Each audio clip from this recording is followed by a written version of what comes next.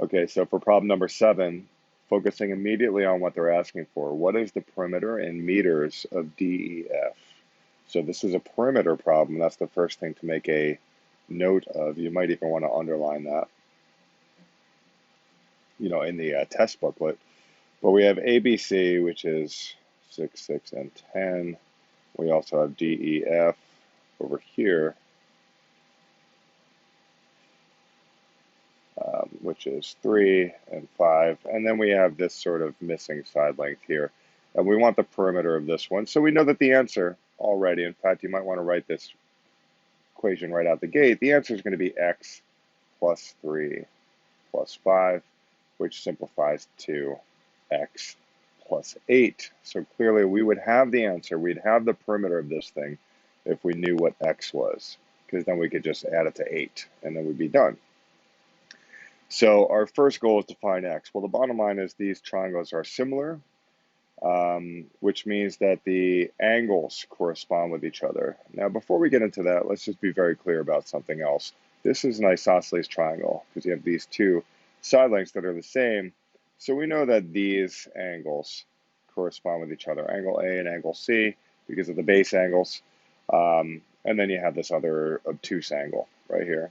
Now, in the test booklet, it says triangle ABC and DEF are similar, and those capital letters like A, B, and C should correspond with D, E, and F in such a way that angle A corresponds with angle D, angle B corresponds with angle E, angle C corresponds with angle F. So the order with which they write the letters to denote each triangle matters.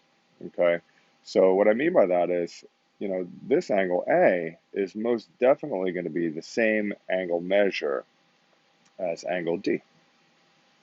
All right, so I'm going to do a single rainbow there. Angle B corresponds with angle E because it's the second letter in that sequence. And angle C corresponds with angle F. And when I say corresponds, more specifically, it's congruent to angle F. It's the same measure. Then we can clearly say, okay, well, this is clearly an isosceles triangle where the shorter side lengths are equal, and the third side length is longer. Well, that would make x be 3, because we have our own isosceles triangle here where the shorter side lengths are equal, and the third side length is longer, right? So x is 3. So we could write 3 plus 8, and that of course equals 11, which is the answer C.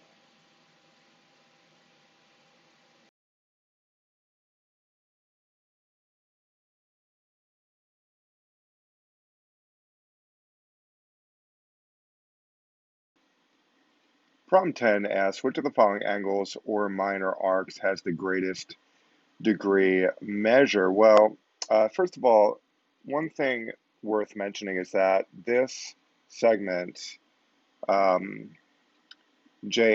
is tangent to the circle at M. And just for the record, that means that there's 90 degrees right there, relating the radius to that tangent line. And from there, it's really just a matter of going through the answer choices and seeing which one would be uh, such that it has the greatest degree of measure. So this is a minor arc that is clearly more than 90. So we know that the minor arc LM has a measure that's clearly greater than 90. So we'll just make a mental note of that.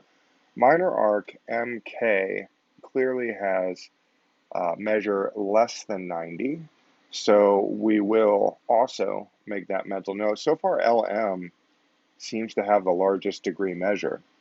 And for those of you who might be confused, just understand that when analyzing arcs, let's, for example, analyze the arc LM. Well, there are really two ways of thinking about LM. One is to consider the degree measure, and the degree measure, the measure of an arc, has to do with the degree measure of the central angle that would subtend that arc, whereas the arc length of LM is a different story entirely. That would require you using the arc length formula. So there are two ways of understanding what's going on with arc LM, or any arc for that matter. You could think in terms of the measure, which has to do with the degree measure of the central angle, or you could think in terms of the arc length, which has more to do with the arc length formula. Okay, nonetheless, LM is clearly such that it has a measure more than 90, whereas MK clearly has a measure less than 90. Looking at JMG, JMG, well, that is 90 itself, right, because of the tangent line aspect. So once again, the arc LM is the winner so far with regards to having the largest measure. Looking at answer choice J, LHK. LHK. Well, some of you might be wondering what's going on with that. Well, that's 90 as well. It turns out that anytime you have a circle and you have a diameter passing through the circle, and you have a point here and a point here, anytime you find a point here and would connect these, that angle will always be 90. Okay, so that's true whether the point's here. The black point could be over here, and that would still be true. The black point could be over here, and it would still be true. Okay, so no matter what, if this is the scenario where you have the red endpoints of a diameter, and then you place a point somewhere on the circle, these two segments would form a 90-degree angle. So angle LHK happens to be 90 degrees. So once again, the minor arc LM is the winner so far with regards to which has the largest degree measure. Looking at angle MJL now, MJL. Well, clearly we can see that this angle is acute. It is less than 90. So therefore, we can conclude that arc LM is such that it has the greatest degree measure, and therefore F is the answer.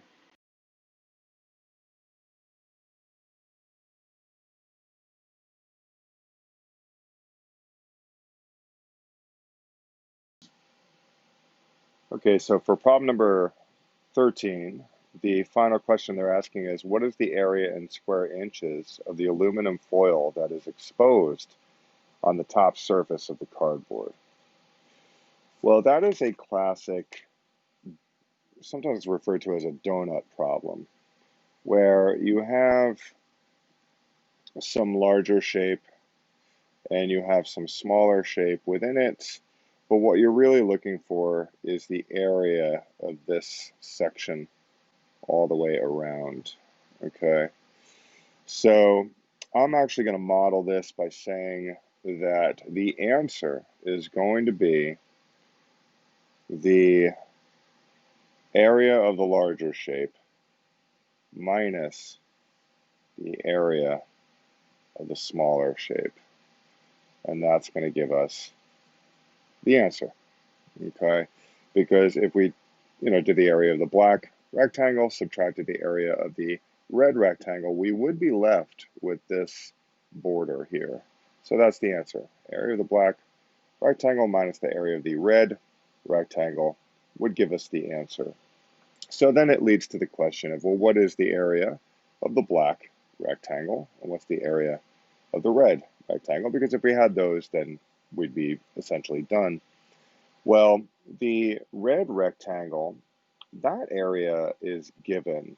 And notice how we're dismissing the height of 3 inches in this case.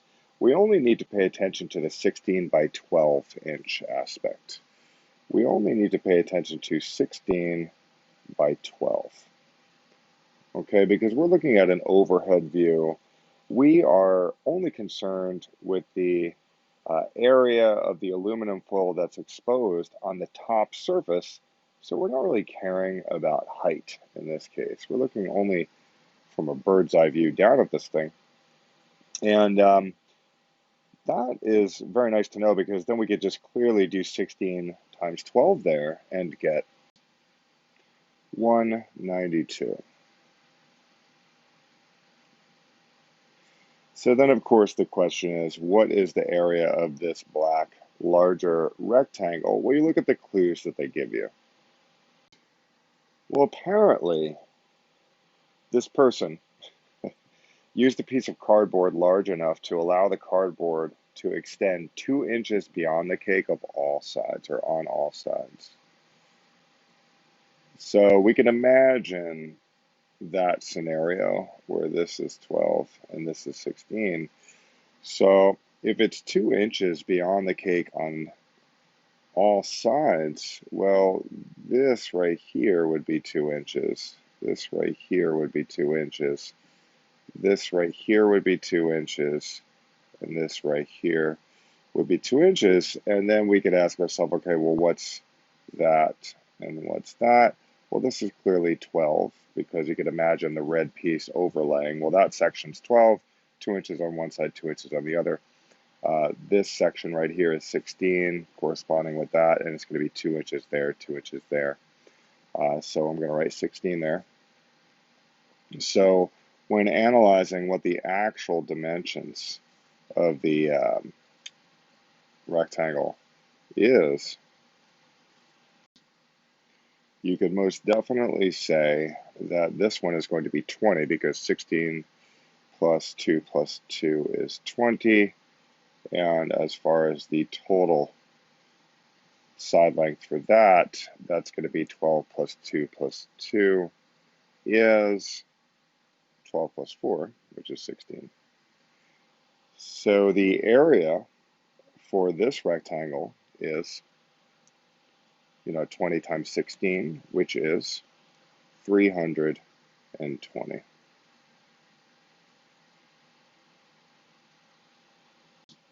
So at the end of the day, what we're really doing is 320 minus 192, and that is 128. 128, and that is in the answers. It's always a good sign when you see the answer you came up with in the multiple choice options. It's E.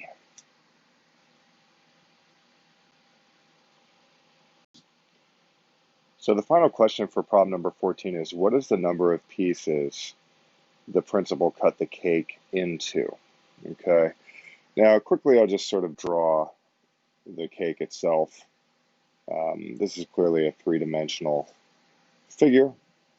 That's 3, that's 16, this right here is 12. And apparently the teacher, or the principal rather, is cutting the cake into pieces where each piece is 2 inches wide, 2 inches long, and 3 inches high. So we're looking at something like this, where it's 3, and then it's 2 by 2. And here's the top portion, okay? Now, I want to just draw everyone's attention to the fact that this height corresponds with this height, okay? So you could imagine maybe one of the pieces is like that, where it's clearly up by 3, and then it's like this, where that's 2, and that's 2 right there, okay? And we want to know how many of these pieces can we cut from the whole cake, essentially.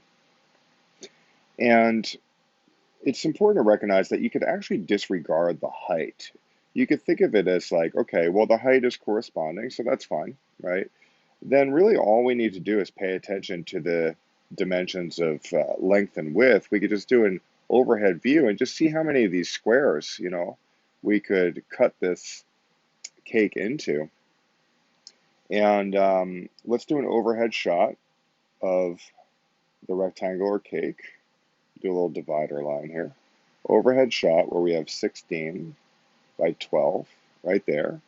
And we essentially want to know, well, how many of these 2 by 2 squares, really, could we cut out of this whole thing?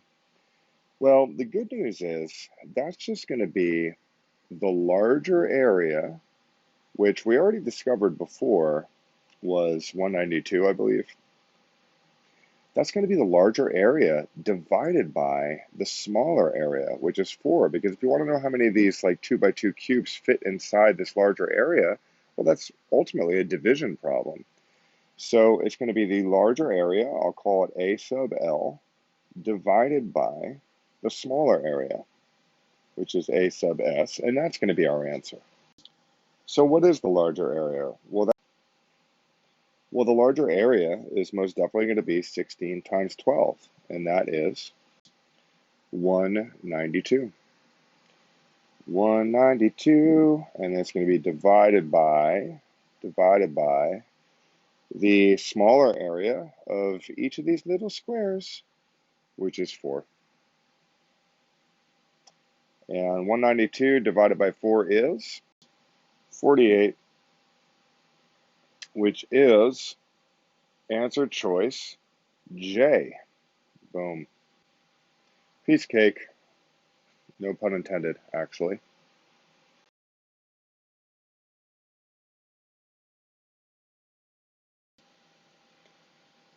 Okay, so the final question they ask here is really the entire problem. It's what is the y-intercept of the line in the standard xy coordinate plane that goes through the points, blah, blah, blah, blah, blah, blah.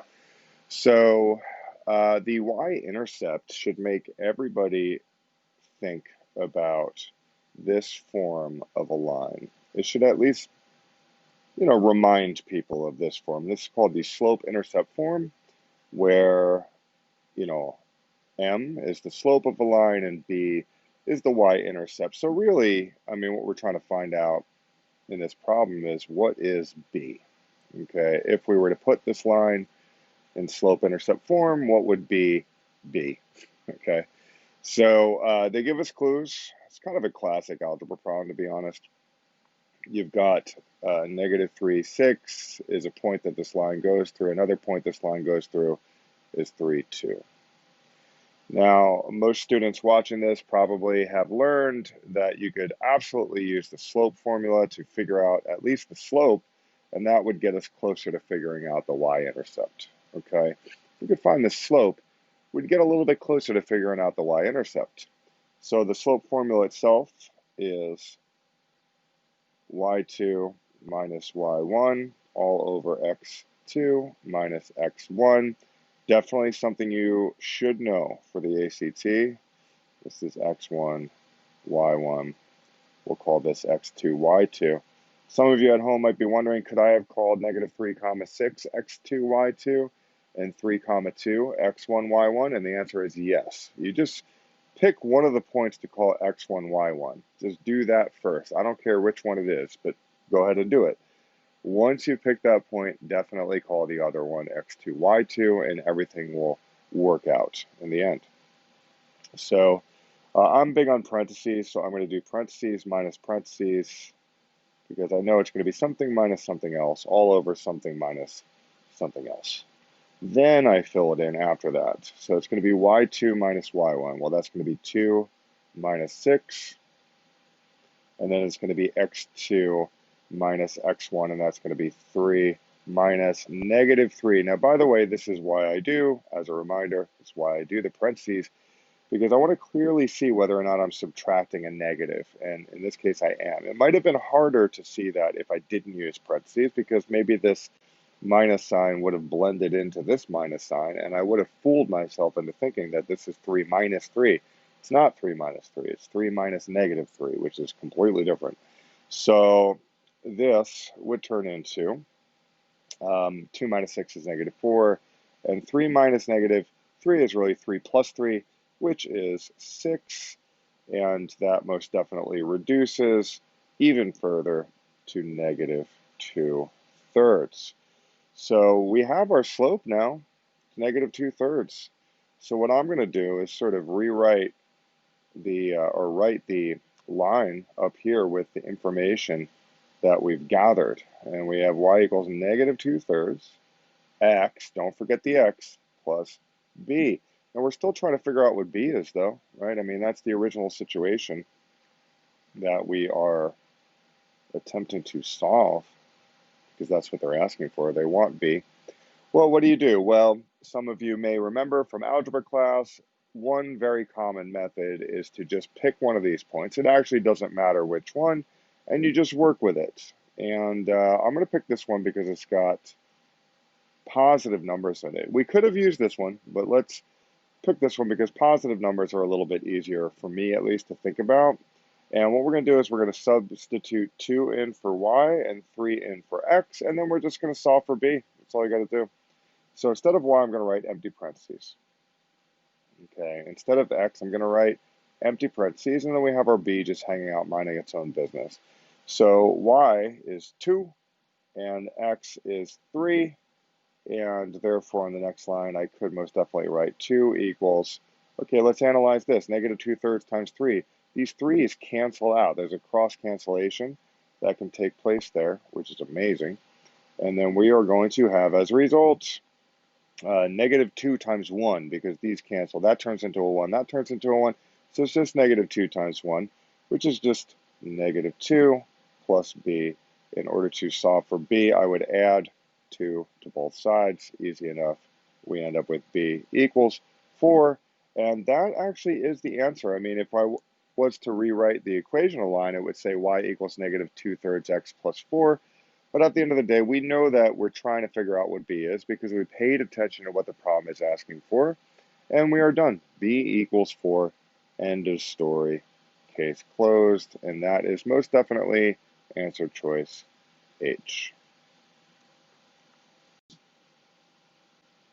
So for problem number 17, ultimately the final question they're asking is, what is the distance in inches between the centers of the two holes in the machine heart? So basically, this relies on your ability to notice that, the entire length across is 11 5/8, and we've got this scenario here,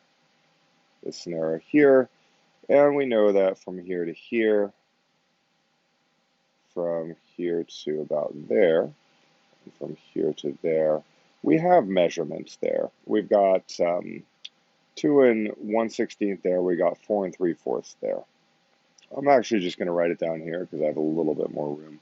So we have 2 and 1/16, and we have 4 3/4. And we're looking for, okay, well, what is, this distance here? So we'll call that x, okay? We're trying to find x. That's what we're trying to do. And hopefully at home, students at home can see, well, this is really just easily modeled by an algebraic equation that says this length plus x plus this length is going to equal the whole length, right? So I'm just going to write that because that gets us certainly one step closer to the answer. So we have 2 and 1/16 plus x plus 4 and 3/4, and that's going to equal 11 and 5/8. Now, many of you might be wondering, well, what do I do with all these mixed numbers? This is a ridiculous situation, okay? And I agree, it's kind of ridiculous. But the good news is it's going to be smart to turn these into improper fractions. So just rely on your ability to turn these numbers into improper fractions. So for example, 2 and 1/16, if we were to turn that into an improper fraction, well, that would be 16 times 2 plus 1. 16 times 2 plus 1, which is 33 over 16. Okay, so that's actually 33 over 16. X is still just x. And then we have this one.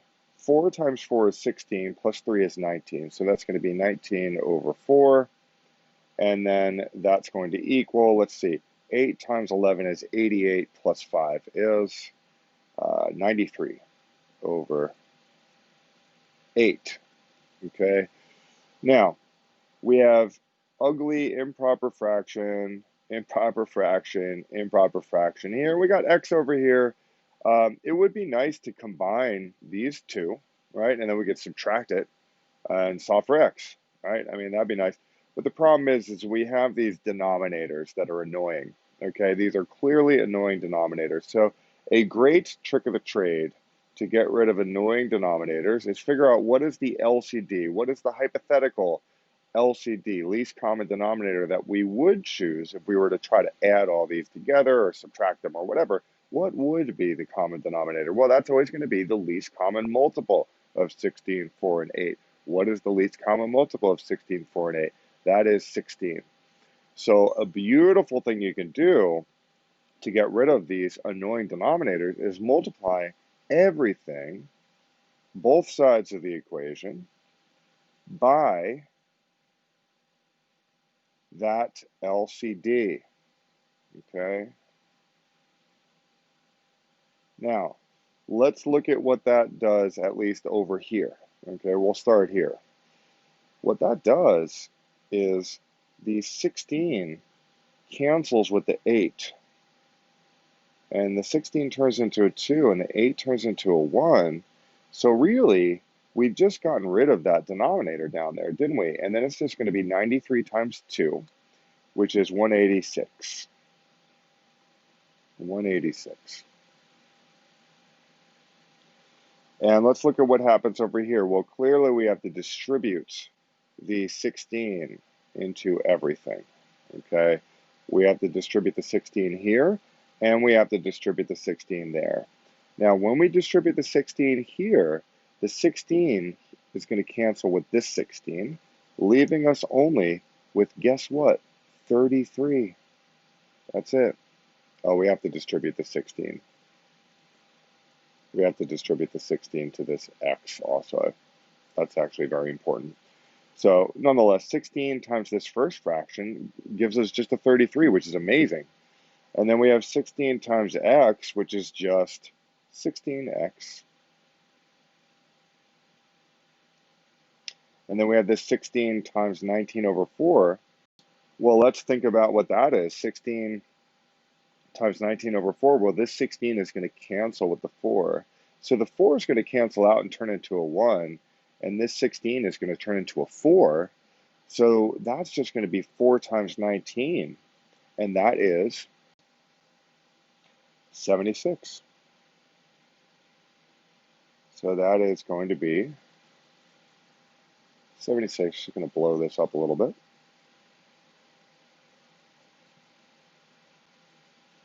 All right, so I have an ugly equation here. It's kind of all weird looking, but you got the idea. So we have 33 plus 16x plus 76 equals 186. Do you see how we got rid of all the denominators? It's like, thank God. So I'm going to write it so that it's in this order, 16x. And when we combine the like terms of 33 and 76, we're going to get 109. So it's really 16x plus 109 equals 186. We're going to subtract 109 from both sides, and that gives us 77. And then we have 16x equals 77. And 77 divided by 16 is 4.8 something. Okay, in fact, it's 4.8125. Now, if you look at the answer choices, all of the answer choices are written in mixed numbers, right? So really, we should investigate, well, what does this equal as far as a mixed number? Well, it's safe to say the whole number is going to be 4. But then the question is, well, what about the fractional part? Well, let's go back to the previous step and just remember that what we did there was 77 divided by 16, right? And that's how we got our 4.8125, okay? Well, this is old school, just that strategy of turning an improper fraction back into a mixed number, in which case it would be 77 divided by 16. You just go old school long division with it. 16 times what gives you 77? Well, 16 times 4 gets us just underneath 77 without going over. And 16 times 4 is, well, that's going to be 40 plus 24. So that's going to be 64. And then you subtract the 64, which gives you a remainder of, let's see, 3 there and 1 there. So it's a remainder of 13. Totally a remainder of 13. Now, in case you guys at home forgot, the quotient is right there. And that always gives you the big number. The denominator is always going to be the divisor. So that's going to be 16. The denominator is always going to be the divisor. And the numerator is always going to be the remainder. So that's some old school stuff that many of you learned probably a while back. But yes, it is a return to that foundation. 4 and 13/16 is the answer, and that is answer choice D.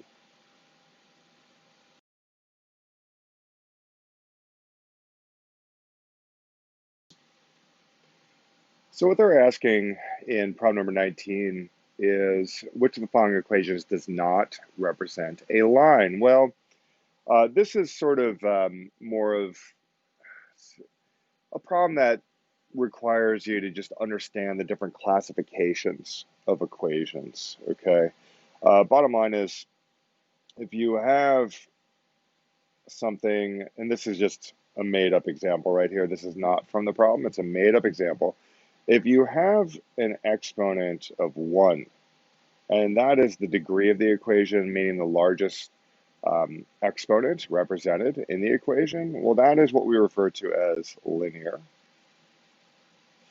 If you have an exponent of 2, and therefore the degree, the largest exponent is 2, and therefore the degree of the equation is 2, the largest exponent is 2. This has an exponent of 1, but this is the larger exponent of 2.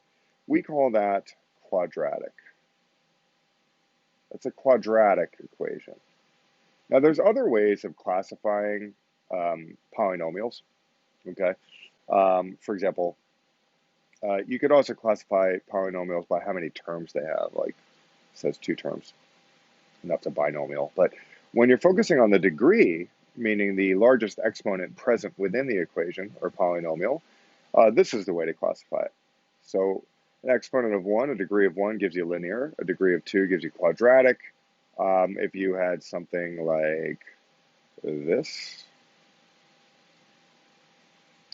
well, the degree here is clearly 3, and we call that cubic. And I'll just say that if the degree was 4, it would be quartic. If the degree was 5, it would be quintic. But the only one, and this goes on, we could keep going with these classifications, but the only one of these that would actually form a line would be the degree of 1, because that's linear. And you need to remember that linear means line. Means if you were to graph this equation on an xy coordinate plane, it would form a line. Whereas this one would form a parabola. This one would form some shape that looks like this. Okay, and by the way, parabola looks like that. Okay, and so on and so forth. Okay, so clearly we can see that answer choice E says x squared plus y equals 5, and that corresponds with a quadratic, and this one would form, therefore, a parabola, not a line.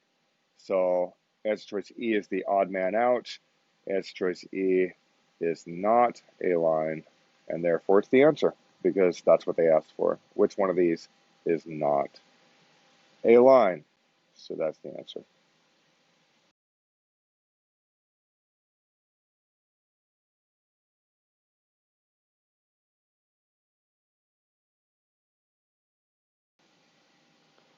So for problem number 22, the final question is, which of the following is the maximum speed in miles per hour Damon can be driving? So the braking distance is less than or equal to 150 feet. Now think about the braking distance. That means the distance, like you hit the brakes really hard in the car, but then the car skids for a certain amount of distance. Now think about the physics of this. the faster you were going before you slammed on the brakes, the longer the skid is going to be, okay? The longer the braking distance is going to be. So it's good to sort of just see that, conceptually. The larger the speed, the bigger the braking distance. The larger the speed before you slam on the brakes, the bigger the braking distance. So it's good to just know that, because what they're saying is, what's the maximum speed Damon can be driving so the braking distance is less than or equal to 150 feet. So the maximum speed that we're looking for is the speed that would cause the braking distance to be at its maximum, which in this case is 150 feet. The maximum speed that we're looking for is the speed that would cause the braking distance to be 150 feet. So that means we could set the speed up to be 150 feet. Now, I know it's an inequality, but really, since we're maximizing the speed, we want the maximum braking distance that's allowable, given this, given the question. So the maximum braking distance is 150 feet. So we want to set that equal to 3 times x squared, which is the modeled expression representing, braking distance, all over 40. Okay, because once again, yeah, we want this to be less than or equal to 150, but we're looking for the maximum speed, which means we want to maximize this part and then just find out, okay, well, which x would correspond with a braking distance of 150. Now, at this point, it's pretty easy, actually. Well, it's easy if you feel confident, we could say, with your algebra skills. We want to solve for x. Well, the bottom line is, it'd be nice to get this, binomial right here that has x squared and 10x in it. It'd be nice if we could just get this parentheses, by itself. And a good first step to doing that is to multiply everything by 40. Let's get rid of that denominator. Okay, we're going to multiply everything by 40, meaning both sides of the equation by 40. And in doing so, we cancel those 40s out. And then we end up with 150 times 40, which is 6,000. 6,000, and that equals what we have left over, which is that. Now I'm going to keep this in green parentheses, just so we can see that that's the same as that. Now, I think pretty much everyone at home would know that what we need to do now is divide both sides by 3, okay? Or hopefully you know that. I mean, some of you might be wondering, could I have distributed the 3? Well, yeah, actually, you could have distributed the 3, and that would have led to the right answer too, but I don't know. I kind of like the idea of getting the x's by themselves, right away. I mean, we have this opportunity to do that now. Why not? So 6,000 divided by 3 is 2,000. So that's going to be 2,000 equals x squared plus 10x. And then it's like, okay, well, what the heck do we do with that? Well, hopefully those of you at home realize this is a quadratic equation situation where we have an x squared, we have an x to the first power, and we have a constant. And in reality, there's 3 terms that we're contending with here. We've got this term here, we've got this term here, we've got a constant term. So hopefully some of you remember that it can be good to set this equal to 0. So we're going to subtract 2,000 from both sides. We're going to subtract 2,000 from both sides. And what do we end up with as a result? Well, clearly we end up with this turning into a 0. And then we're going to have x squared plus 10x minus 2,000. Minus 2,000. And at this point, we're going to factor. We're going to ask ourselves, what 2 numbers multiply to negative 2,000 but add to 10? What 2 numbers multiply to negative 2,000 but add to positive 10? So many of you might be racking your brain about that, and I don't blame you, because 2,000 has a lot of factors and it's annoying, right? But you know that the factors need to be close to each other because one of the factors has to be positive, another one has to be negative, and it's like when you combine them, you got to get 10. So there should only be a distance of 10 between them. So after some consideration, what you will soon see is that positive 50 times a negative 40 would give us a negative 2,000, and a positive 50 plus a negative 40 would give us a 10. So that is our ticket home when it comes to this factorization. Now, when we do the factoring of trinomials, quadratic trinomials, you're going to have these two parentheses. Many of you at home would quickly recognize that, at least in this case, it's going to be x and x. And then you're going to write those two magical factors in there. We're going to have a positive 50 and a negative 40, which really means that the answer to the problem, if we were to just be interested in simply the algebraic answer, it would be x equals negative 50 and positive 40. Now, since this is a problem dealing with a real-world situation where x represents a speed, and not only that, it represents the maximum speed that we could be, driving that would cause a braking distance of 150 feet. Well, the maximum speed is the larger of the two. It's the larger of the two, okay? And also it needs to be positive anyway because we're dealing with speed rather than velocity, okay? So we're dealing with speed. So we're looking at 40, and that is the answer. The answer is H.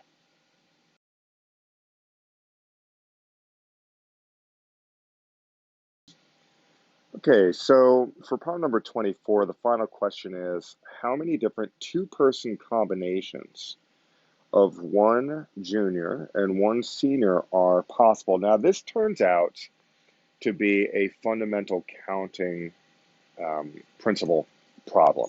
Now, what I mean by that is, if you want to figure out how many two-person combinations of one junior and one senior, well, let's imagine that this underline represents the event. It's an event called the choosing a junior.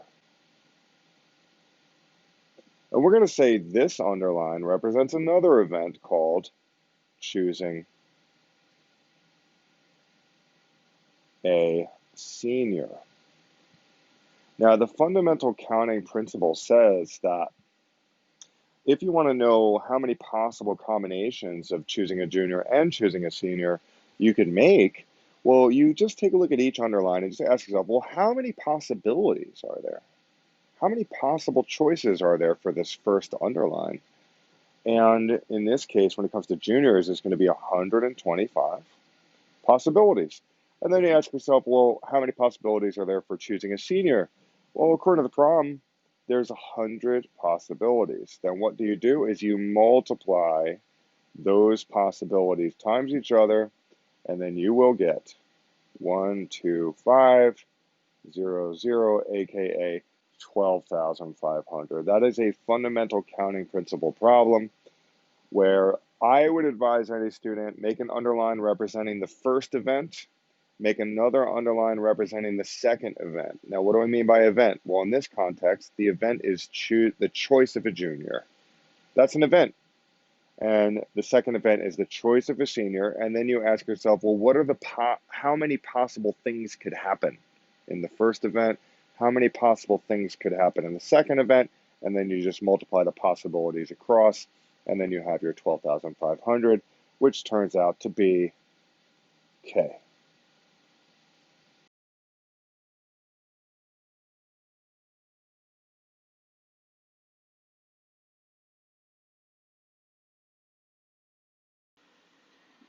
Problem 27 says, if 5 times the number n, so already I'm going to write that, 5 times the number n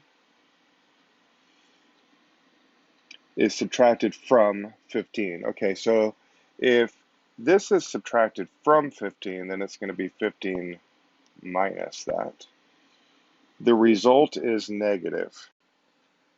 So you might be wondering, how do I represent the fact that the result is negative? Well, over time, you're just going to recognize that a negative result is nothing more than a result that happens to be less than zero.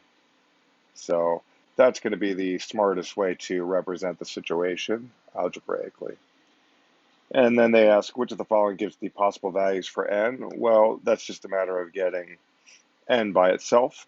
And we can do that by subtracting 15 from both sides. And as a result, we're going to have negative 5n, which is less than negative 15. Then we could divide both sides by negative 5.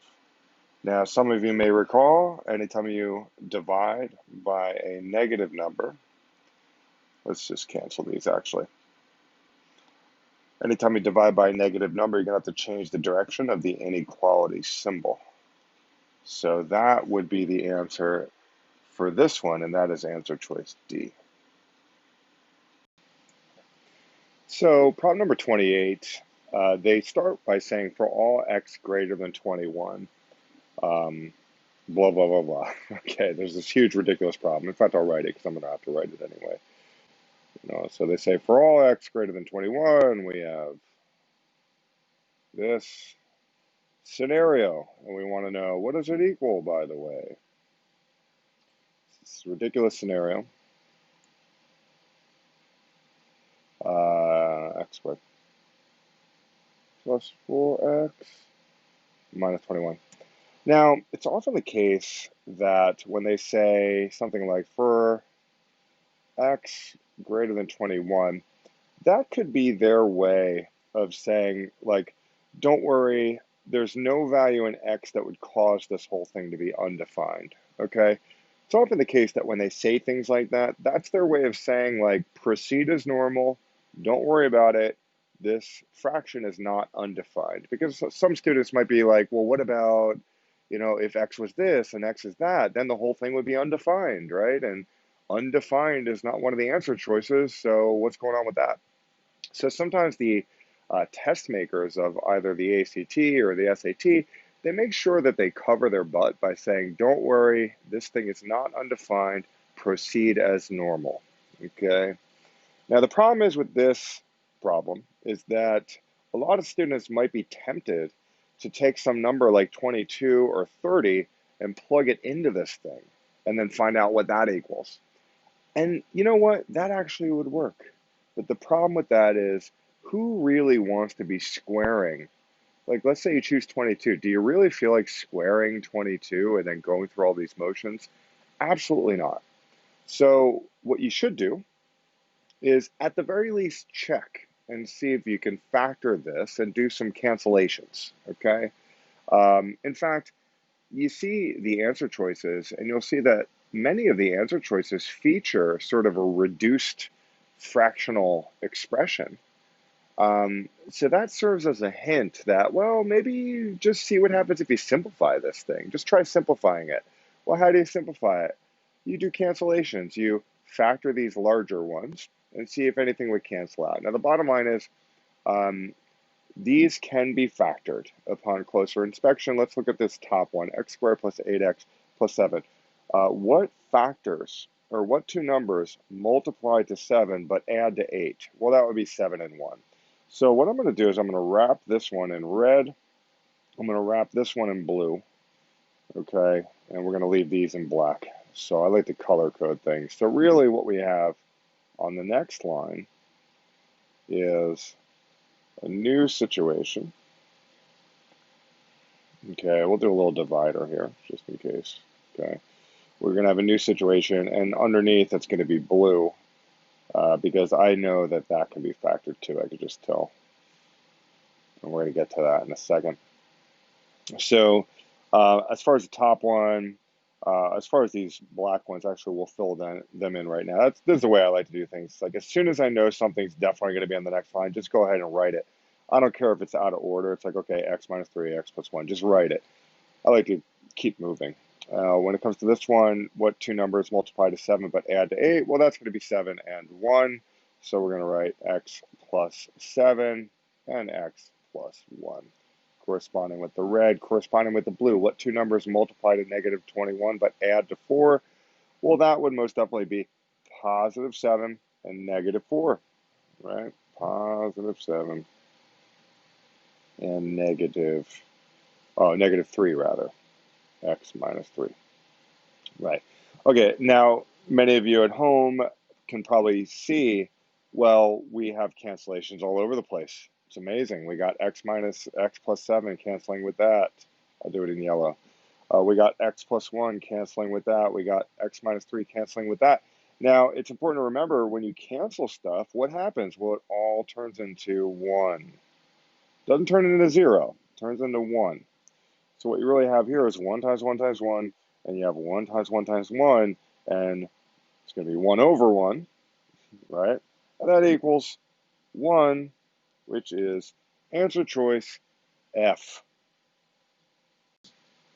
Answer choice F, and that's how you do that one. I think drawing 29 is a decent way to go, seeing as how there's only 9, items that we have to think about. So we could imagine this is the scenario where the black one is the median, and 4 data items were added to the set. 2 of these items were greater than the original median, so we could represent that right here, and then 2 of the other items are less than the original median, so we could represent that here, over here. And then they ask, which of the following statements must be true about the median of the new data set? Well, clearly the median didn't change, right? I mean, now we just have 6 on this side and 6 on this side. Well, the black median there is still the same median. So that one turned out to be not that bad, as long as you could at least sort of visualize what was happening. And then, of course, the answer is B.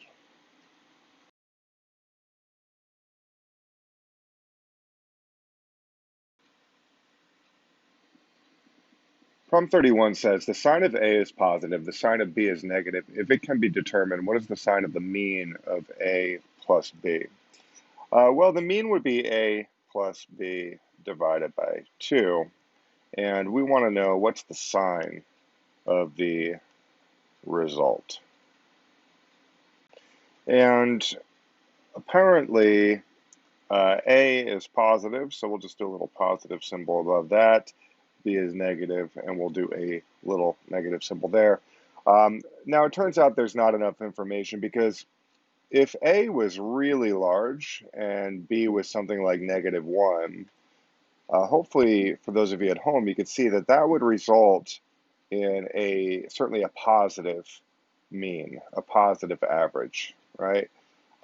And similarly, if B was something like -300 and A was +1, well, the average or the mean in that case would be negative. So unfortunately, we actually don't have enough information to solve this problem for that reason. So therefore, E is the answer to that. And this is an example where, in order to bring this problem down to earth, you're probably just going to have to kind of do some trial and error and experimentation with real numbers just to get a sense of the possibilities, finding counterexamples. You know, you could always go in there and assume perhaps that, oh, the mean would be positive. Let's just assume that. And then if you can find one counterexample to that, then you know that, for example, answer choice A would be wrong. You know, it's not necessarily positive. Anyway, I think you get the idea. So that's how you do that one.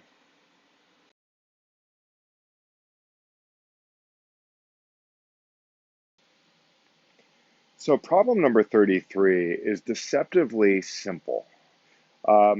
First they say, oh, the length of the curve is longer than FG. Well, it's like, yeah, I mean, kind of makes sense, right? But that turns out to be extra information that you don't need. So they're just like distracting you with that. At the end of the day, the final question is about how many coordinate units long is FG? Well, the bottom line is, let's just like ignore the darn curve. And we're going to focus only on FG. So we got FG that goes like that. right? That's F, and that's G right there. And F is clearly at 200 units, and G is also at 200 units, okay, 200 units. So this is a triangle that is such that two side lengths are 200 by 200. Now, there's another thing about this triangle is that that's 90 degrees. This is 90 degrees because it's the XY coordinate plane kind of thing. And that's 90 degrees. All right, it's a right angle. So what we have in our hands here is a right triangle where one of the legs is 200, another leg is 200, and now they're asking us for FG. Well, what is that? That's the hypotenuse, right? That is the hypotenuse. And if we could just find the length of that hypotenuse, well, we'd have the answer. Well, there's two ways of going about it. Number one, you could use the Pythagorean theorem. That's totally fine. If you want to use the Pythagorean theorem, that's fine. Okay, so we're going to do that right now. We're going to be like, okay, well, Pythagorean theorem is a squared plus b squared equals c squared, and that's going to be 200 squared plus 200 squared equals c squared, and that's going to be, let's see, 4 with 4 zeros, big number, plus the same thing, and that equals that, and then it's going to be like 8 with those zeros, 80,000, right? And it's going to be that, and then you would have to take the square root of both sides, and you would end up with the square root of that. I'll do a little comma for these as well. You would have the square root of 80,000, which would basically turn out to be around 283. All right, and I'll use these approximation symbols. Instead of writing equal, you could do the squiggly lines, which means that C is approximately 283. So that would work. Now, another way of going about it that is a little bit faster. There's a way of going about it that is a little bit faster that basically says there's a such thing as a 45, 45, 90 triangle. So a quick review of that. 45, 45, 90 triangle. That means that you have a 45 degrees, you have 45 degrees, okay, and you have your 90 degrees there. It's always going to be the case that whenever you're dealing with a 45, 45, 90 triangle, you will have a leg that is, maybe we'll call it A units long, another leg that's A units long, and the hypotenuse without fail will always be whatever that leg length is times radical 2.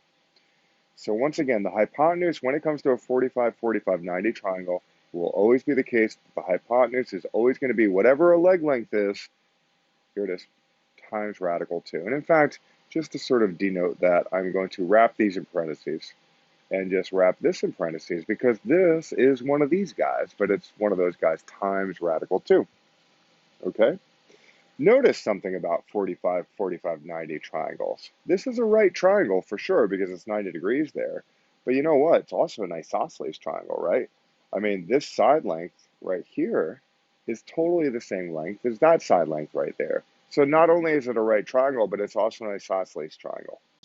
I have found that that is a helpful mental note to make, okay? Because what we're dealing with here is most definitely an isosceles right triangle. I mean, look at it, it's 200 and 200 right there. So guess what? That's going to be 200. That's going to be 200. In fact, I'll write it in blue. 200 times radical 2. Boom. For the exact same reason that that's a radical 2, well, this is going to be 200 radical 2. So just stare at these two situations until it clicks, if it hasn't already. And this is something you just plug right into your calculator, and that would give you something around 283, okay?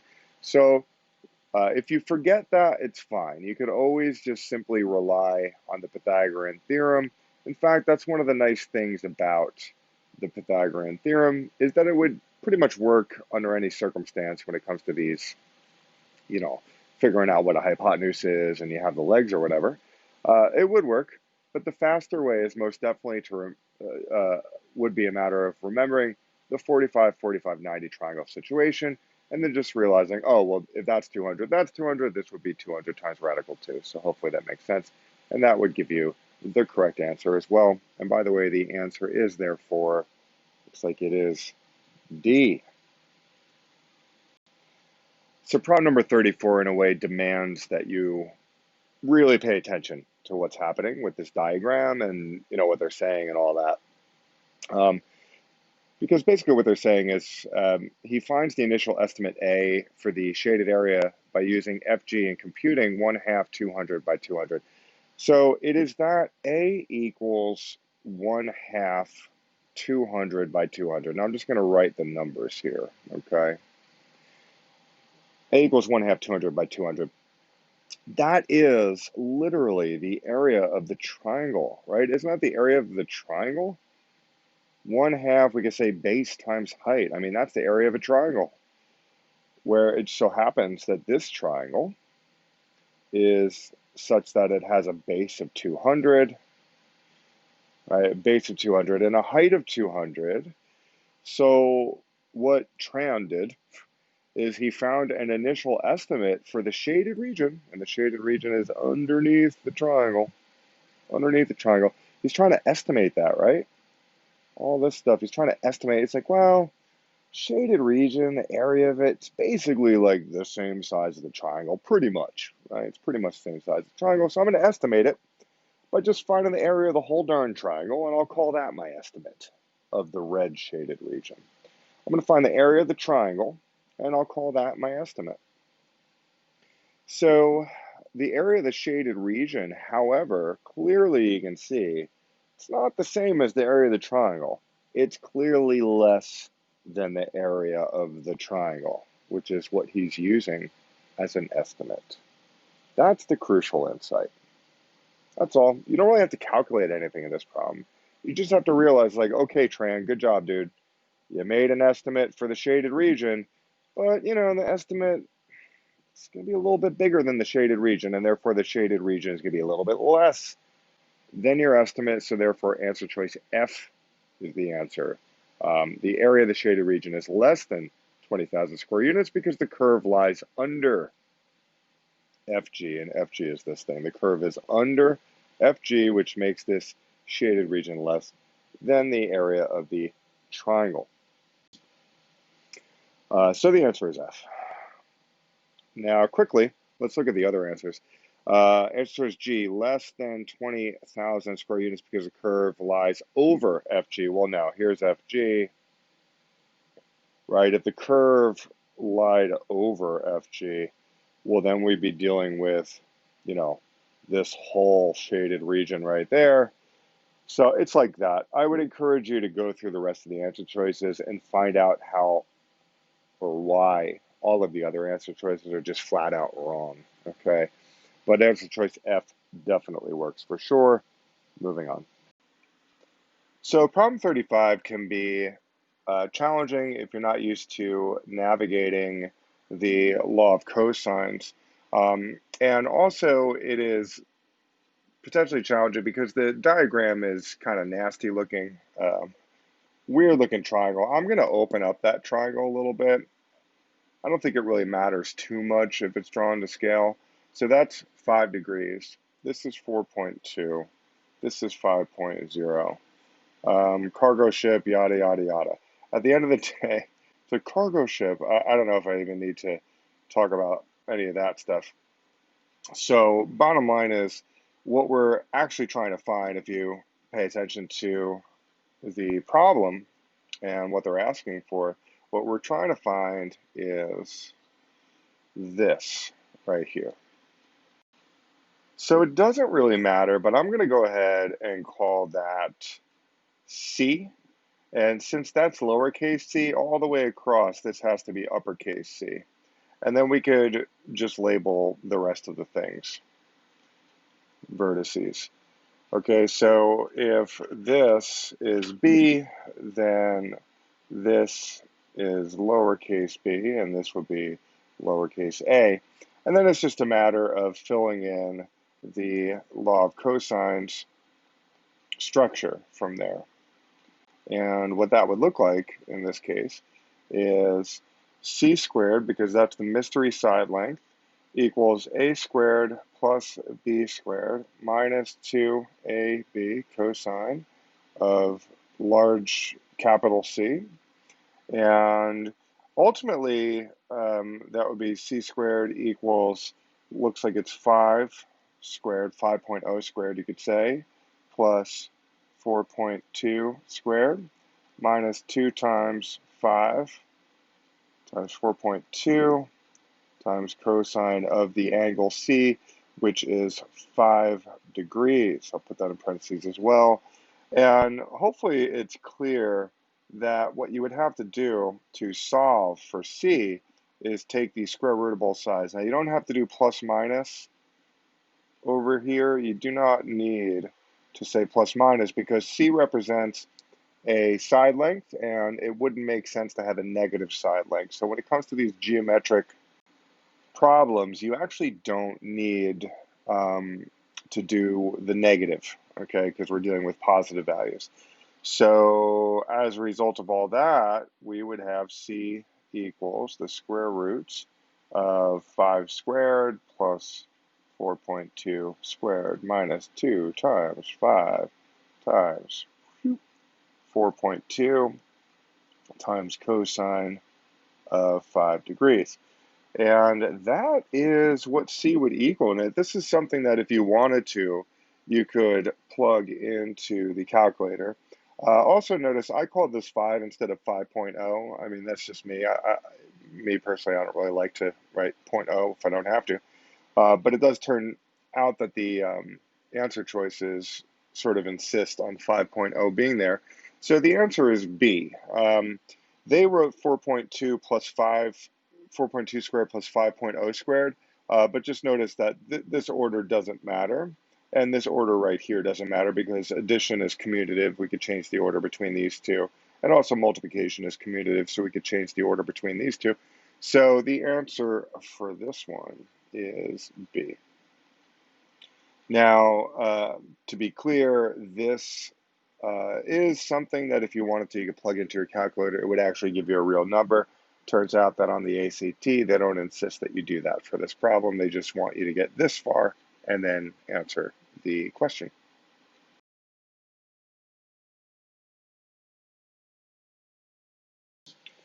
So problem number 37 is one of those classic word problems where there's like so much going on that you might actually want to use a table.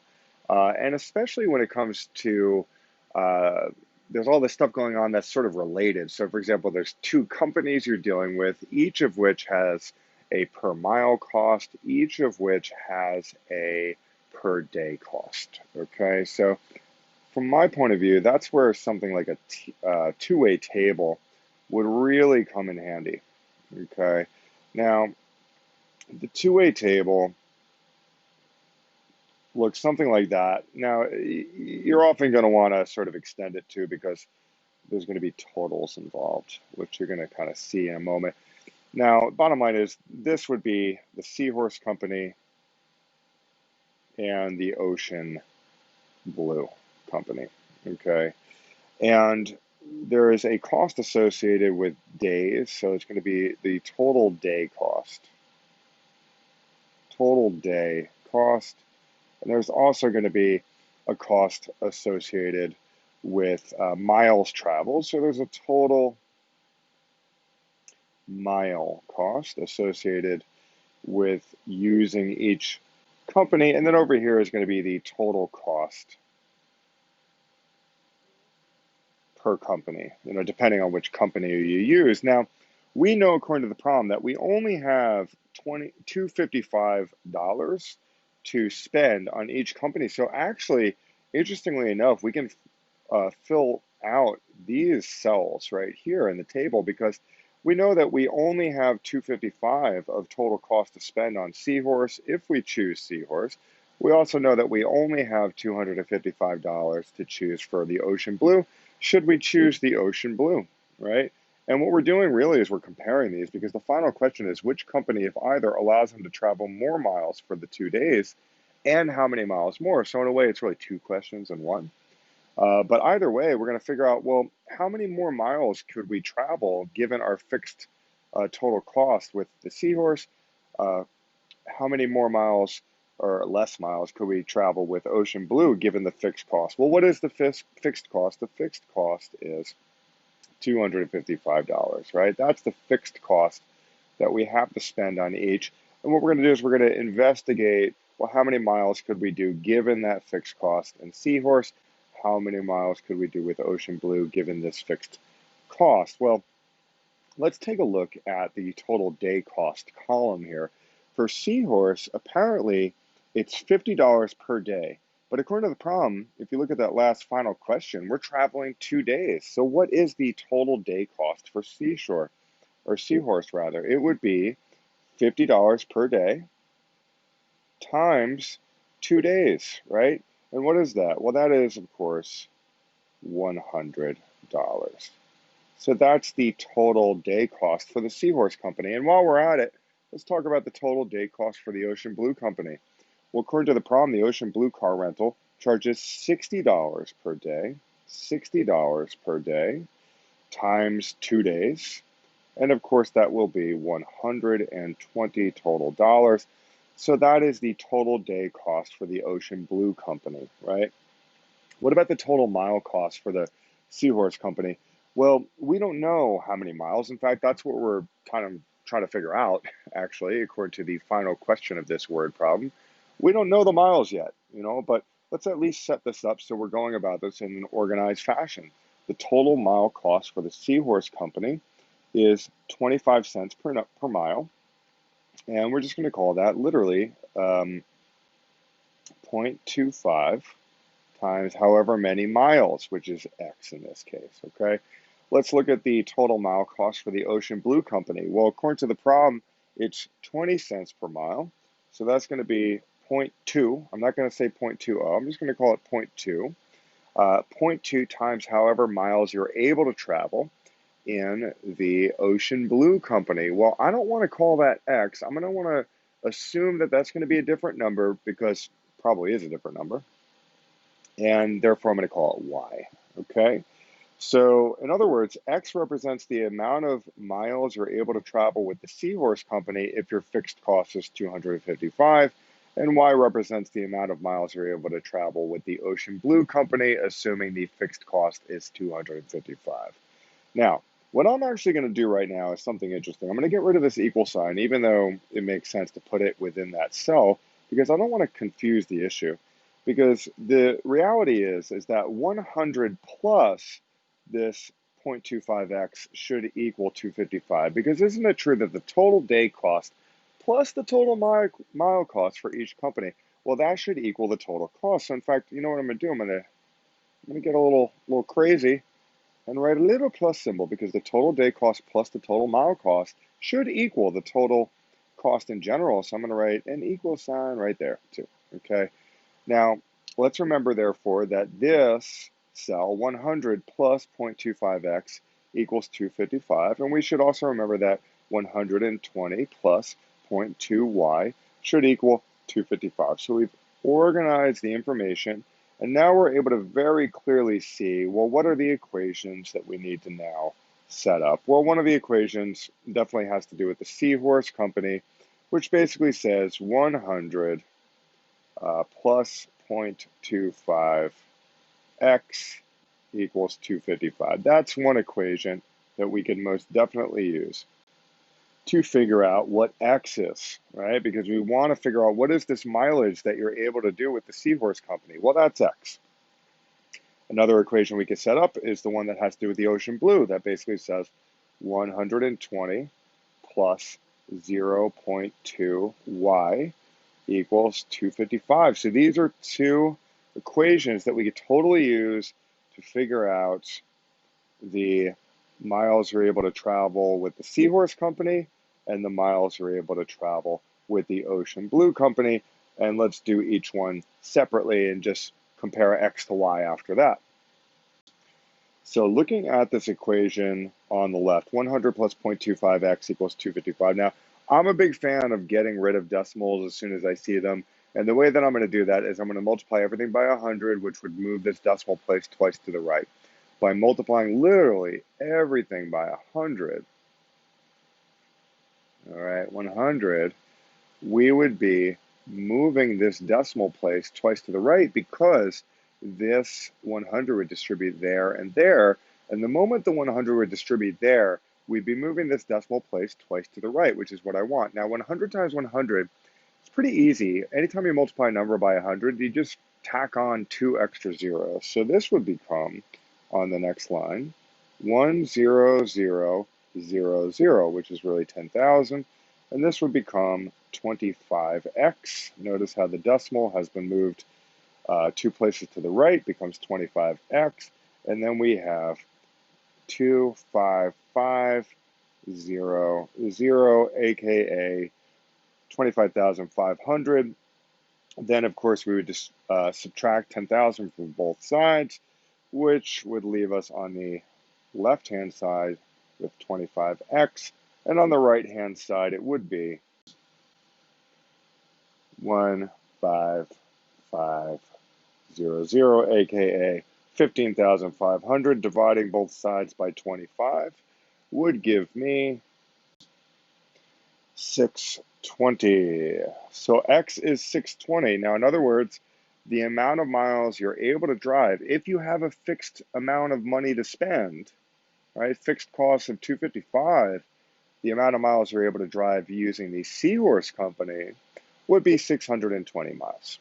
Okay, so that's x. So now, of course, we're on a mission to find y, which pertains to the amount of miles that you would be able to drive with the Ocean Blue company with a fixed cost of $255.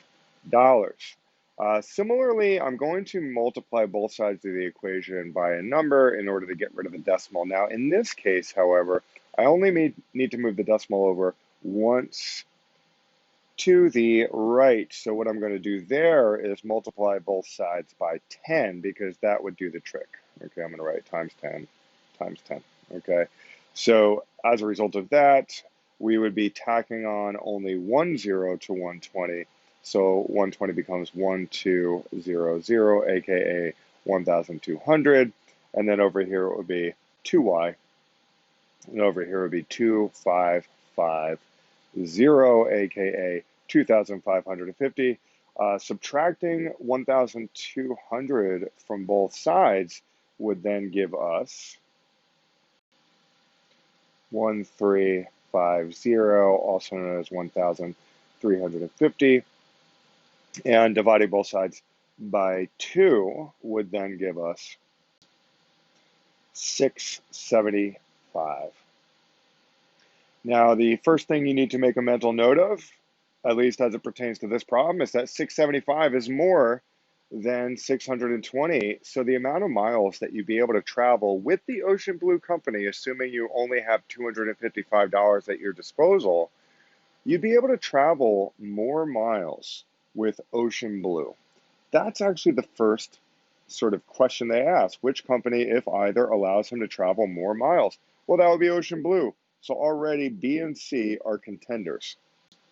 Answer choice B and C are contenders. But then the other part of the question is, how many miles more? Well, that's easy. 675 minus 620, well, that's going to be 55 extra miles, 55 more miles, right? That is why answer choice B is correct. Answer choice B says Ocean Blue, comma, 55. Now that took me a pretty long time to explain. I don't want you guys at home to freak out because just because it takes me long to explain it doesn't mean it's going to take that long to do it, okay? Obviously, with practice, you'll sort of know what to do. Some of you might not even need the table. Some of you might have been able to just set up the equations right away, and if that's the case, it's fine. But setting up a table is a good way to just keep all the information organized, to see how everything relates to everything else, and sort of take it from there. So it's at least something to consider. So for problem number 38, all you really need to do is remember that the area of any parallelogram is simply base times height. Okay, so very quickly, if you had a parallelogram, Well, this entire side would be the base, but you do have to be careful when it comes to the height.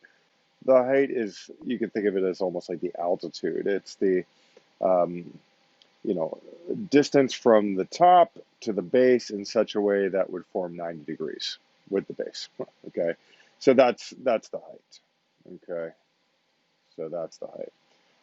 So yeah, when it comes to this problem, you just need to um, calculate the base and calculate the height. And of course, you have to be somewhat savvy in that you have to pay attention to the XY coordinate plane. And upon inspection, you would indeed see that the base is 10, right? I mean, you can kind of see that, right? Due to the fact that that is 10 comma 0 right there. And then the height, you'd have to ask yourself, okay, well, I don't know, how much distance is there from the bottom to the top? How much distance is there from the bottom to the top? Well, that's given by this point here, which we know is 3, 6. So we have 3, 6 right there. And that therefore means that it's 6 units up. So the height is 6. So we're looking at 60. And how did I get 60? Well, again, you just multiply it, base times height. 10 times 6 is 60. And thank God, because really, who wants to deal with all those radicals? So the answer to that one is G. G. Problem number 39 is a nightmare problem for any student who fell asleep during that one class where the teacher went over the definition of natural numbers, integers, rational numbers, real numbers, and complex numbers, okay? Yeah, and honestly, obviously, these kinds of concepts are sort of easy to forget as well. So I'm going to break it down for you. First of all numbers that you can conceive of at least up to this point are complex numbers. Let's just leave it at that.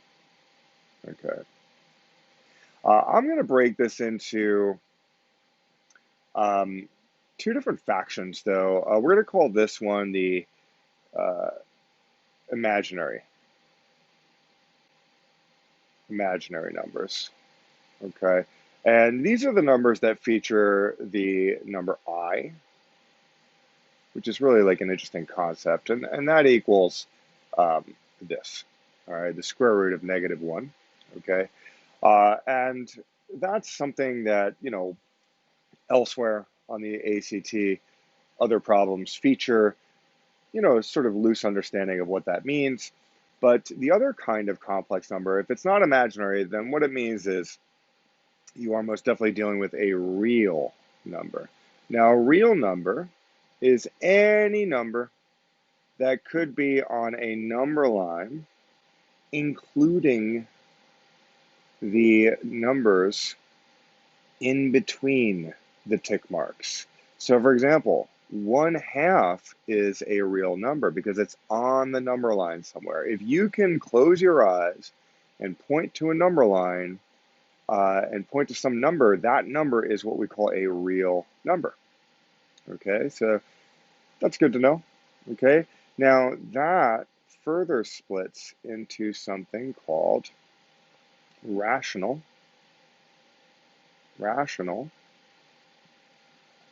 and irrational.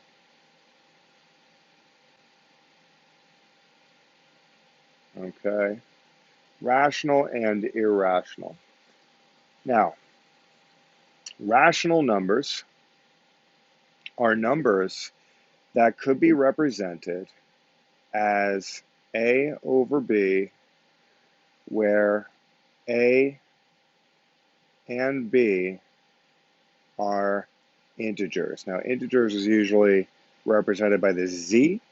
Now, an integer is a whole number, positive or negative.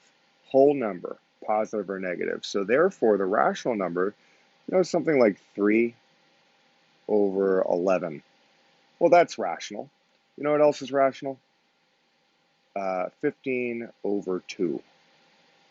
That's rational because 15 is an integer, a whole number, and 2 is a whole number, right? And what else is rational? Something like 10 is rational. Well, why is 10 rational? Well, 10 is rational because secretly there's a denominator of 1 underneath that 10. So we know that literally all whole numbers like 10 also happen to be rational numbers. Okay, so A and B are part of the set of integers. So the numerator and the denominator are integers. And it ends up being either nice looking fractions like this or even whole numbers. It's also the case that if you were to turn any one of these rational numbers into a decimal, like for example, 3 over 11, that could be turned into a decimal. All you have to do is hop into your calculator and divide 3 by 11, and then all of a sudden you'd have a decimal. So if it was to turn into a decimal, let's take like, 15 over 2. Well, that's 7.5. So if you were to take any of these numbers and turn it into a decimal, it would result in a situation where you'd have a repetitive pattern that goes on forever. Goes on forever and it repeats. Now, in the case of 7.5, you have repeating zeros that go on forever. So that right there is a repetitive pattern that goes on forever, even if it's just zeros, okay? Now, if it's not a repetitive pattern of zeros, well, then it would be like 7.56565656 forever, but that 56 would be a repetitive pattern that goes on forever.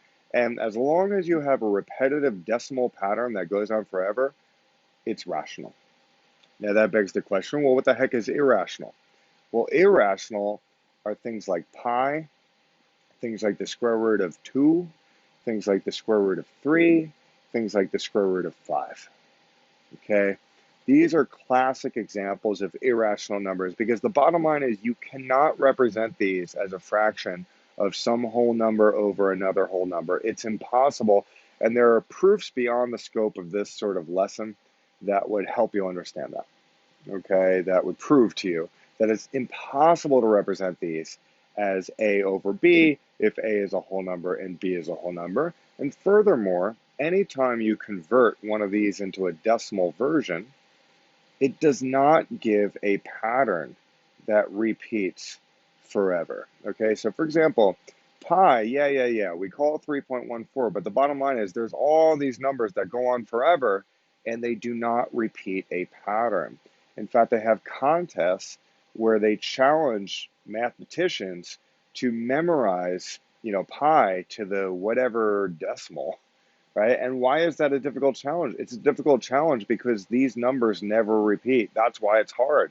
I mean, it'd be easy to memorize something like this. It's like 7.50 forever. I'm done. I just memorized it, right? Whereas this thing, the pattern doesn't even repeat. So it's crazy. Same thing with radical 2, same thing with radical 3, same thing with radical 5. If you were to plug that into your calculator, you would see a whole bunch of numbers, decimals, that do not repeat at all. Okay, so that's that one. Now, when it comes to rational numbers, which I will now sort of, I think I'm going to circle it actually because this all is the same thing. Okay, and really this is all one group of numbers. We'll call this a group of numbers. So once again, complex, real, which splits apart into rational or irrational. Okay, and then when it comes to rational numbers, well, that's either, I'll just say integers or non-integers. Okay, integers or non-integers. Okay, now the integers, what do we mean by integers? Integers are, we can say whole numbers, whole numbers. And what does that look like on a number line? Well, what that looks like on a number line is literally any of the tick marks on a number line, okay? Any of these tick marks on the number line, notice how 0 is included. So 0, yes, 0 is an integer, okay? 0 is an integer. It's the only integer, by the way, that's neither positive nor negative. Every other integer is either positive, because you either have positive tick marks forever to the right on the number line, or you have negative tick marks forever to the left on the number line. But the only integer that is neither positive nor negative is 0, so that's kind of interesting. All right. Now, what are non-integers? Well, we call those fractions.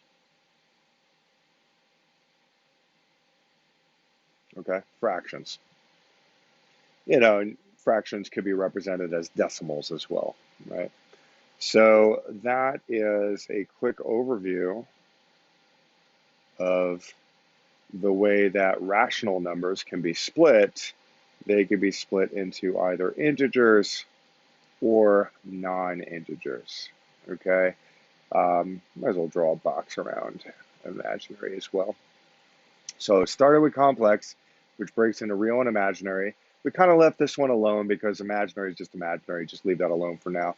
We got real, which could be split into two. We got rational, which could be split into two, okay? Non-integers are fractions. I'll write that in quotes as well.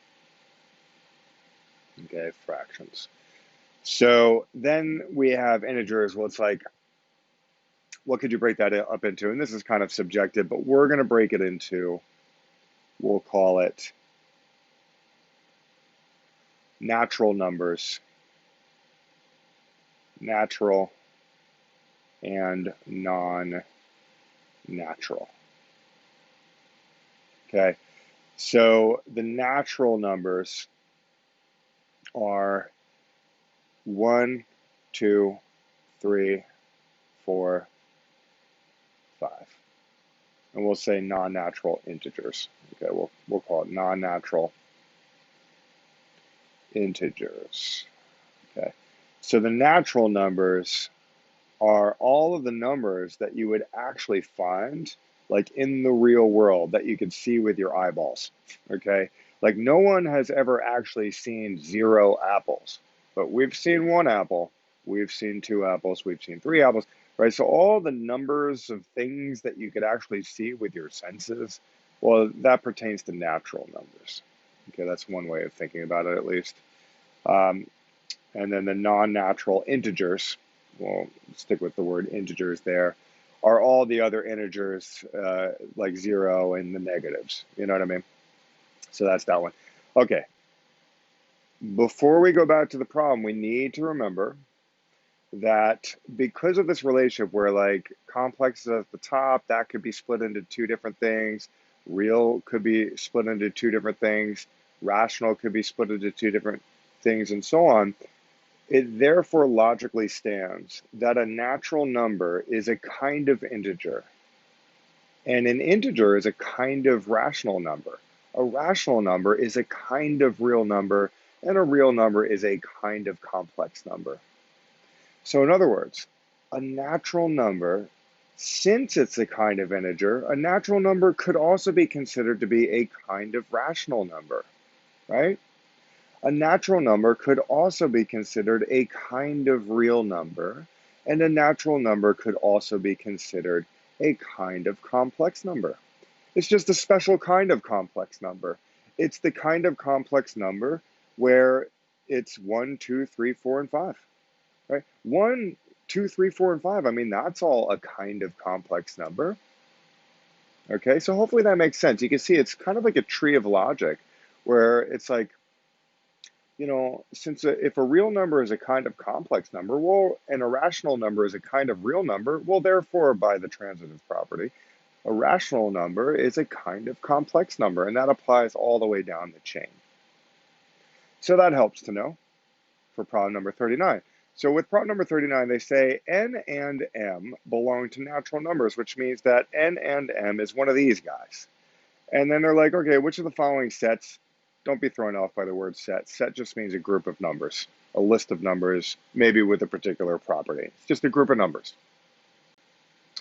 So which of the following sets must n plus m belong? Well, if you add, 2 plus 4, 2 plus 5, or whatever, aren't you just going to get another natural number? I mean, you're not going to get a negative number, right? Because, for example, let's take 1. I mean, what other natural number could you possibly add to 1 that would ever cause you to get a negative number? There isn't any natural number that would ever cause you to get a negative number.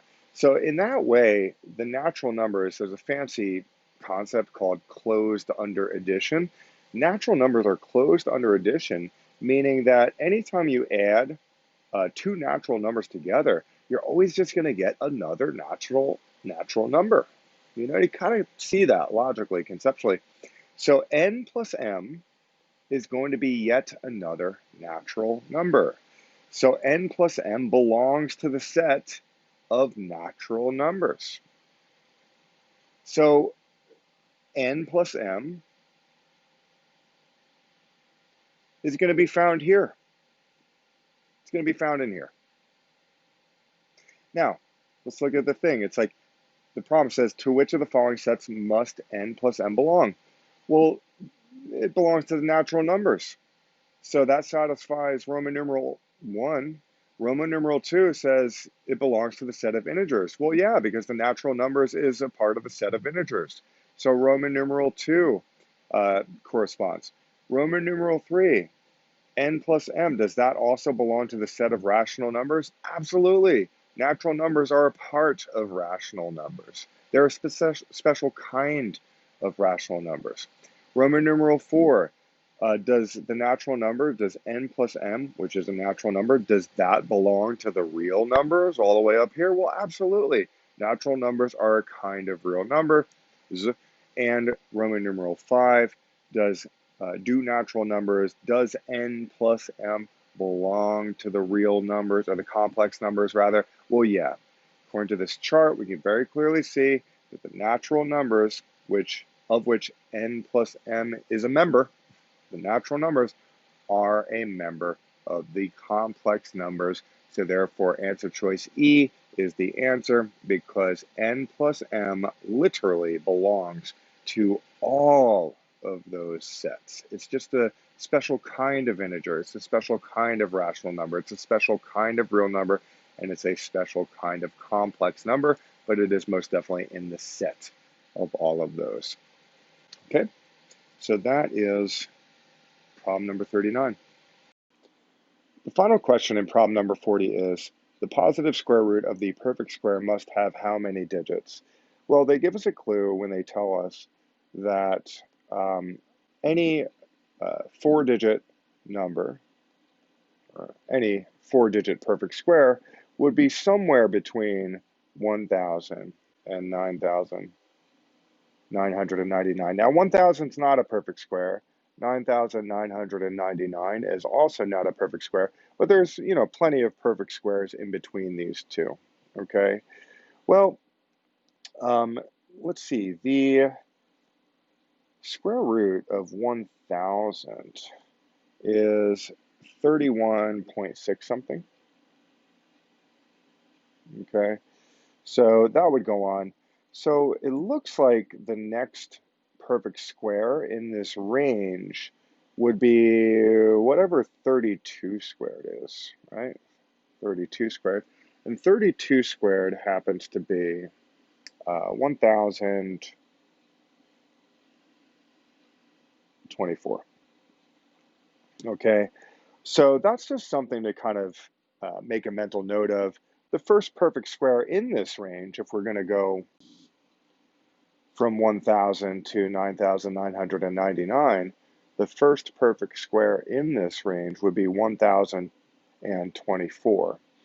And if we were to take the square root of 9,999, that would give us something along the lines of 99.99 ... So it looks like the largest perfect square in this range would be whatever 99 squared is. So let's actually ask ourselves, what is that? 99 squared. Well, turns out 99 squared is 9,801. So what we've just discovered by mapping this range is the smallest perfect square in this range, or the least perfect square in this range, is 1,024, and the greatest perfect square in this range is 9,801. And we can clearly see that the square root of 1,024 is 32, and the square root of 9,801 is 99, and those are two-digit numbers. So therefore, we can conclude that the square root of all of the other perfect squares in this range between 1024 and 9801, the square root of all the other perfect squares in this range would also be two-digit numbers, okay? If we had squared a one-digit number, well, that would be less than 1024. If we were to square a three-digit number, well, that would end up being more than 9,801. Therefore, the square root of all the perfect squares in this range would end up being two-digit numbers. So that's the way to reason through this problem, okay? Now, does this necessarily mean that you're going to have to write literally what I wrote? No, but something like this should be in your mind. You should have this reasoning process happening in your mind. Some students might be able to just simply take the square root of 1,000, see that it's 31.6, and then take the square root of 9,999, see that the square root ends up being 99.99 something, and then they could immediately sort of see that all of the square roots of all the perfect squares in this range would therefore have to be two-digit numbers. But it would be based on a reasoning process similar to the one that I just presented. So the answer to this problem is G. Problem 41 is sort of a rare problem that features the statistics concept of expected value. And let me just say, the expected value is always the probability of one thing happening plus the probability of another thing happening plus the probability of another thing happening. Okay? So it's kind of like that, where you add everything up, you add all those products up together. Now, in this case, we have the following table, where this column has to do with the occupancy rate, and this column has to do with the probability. And the final question is, to the nearest whole number, what is the expected number of rooms that will be occupied on any day during the coming summer season? Now, we also are going to keep in mind that we have 80 total rooms, okay? 80 total rooms. Now, to find the expected value, it's actually kind of easy. All you have to do is multiply this times this, plus this times this, plus this times this, plus this times this, and that's going to give you a crucial piece of information. Now, I'm kind of big on parentheses, so I'm just going to write all these first because I know that that's going to give me my sort of expected rate, we could say. So in the first parentheses, it's going to be 0.6 times 0.2. In this one, it's 0.7 times 0.4. I'm just going to write to the tenths place. I'm going to have 0.8 times 0.3. I'm going to have 0.9 times 0.1. And if I was to multiply that, I would have 0.12 plus 0.28 plus 0.24 plus 0.09. And that would equal 0.73. Now, that is the expected rate when you take into account the occupancy rate and the probability of actually getting the room. So that's the expected rate that we then multiply times the total number. So at the end of the day, we're looking at 80 times 0.73. And that turns out to be 58.4, which is approximately 58, which corresponds with answer choice C.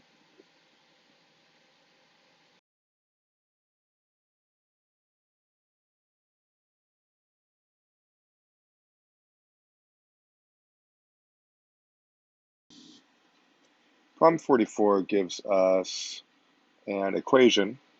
A equals 2b plus 3c minus 5. They then ask what happens to the value of A. The value of B decreases by 1 and the value of C increases by 2. So what we could do in this case is substitute the new situation on the next line. Okay, so the next line would feature the value of B decreasing by 1. And let's see, the value of C increases by 2.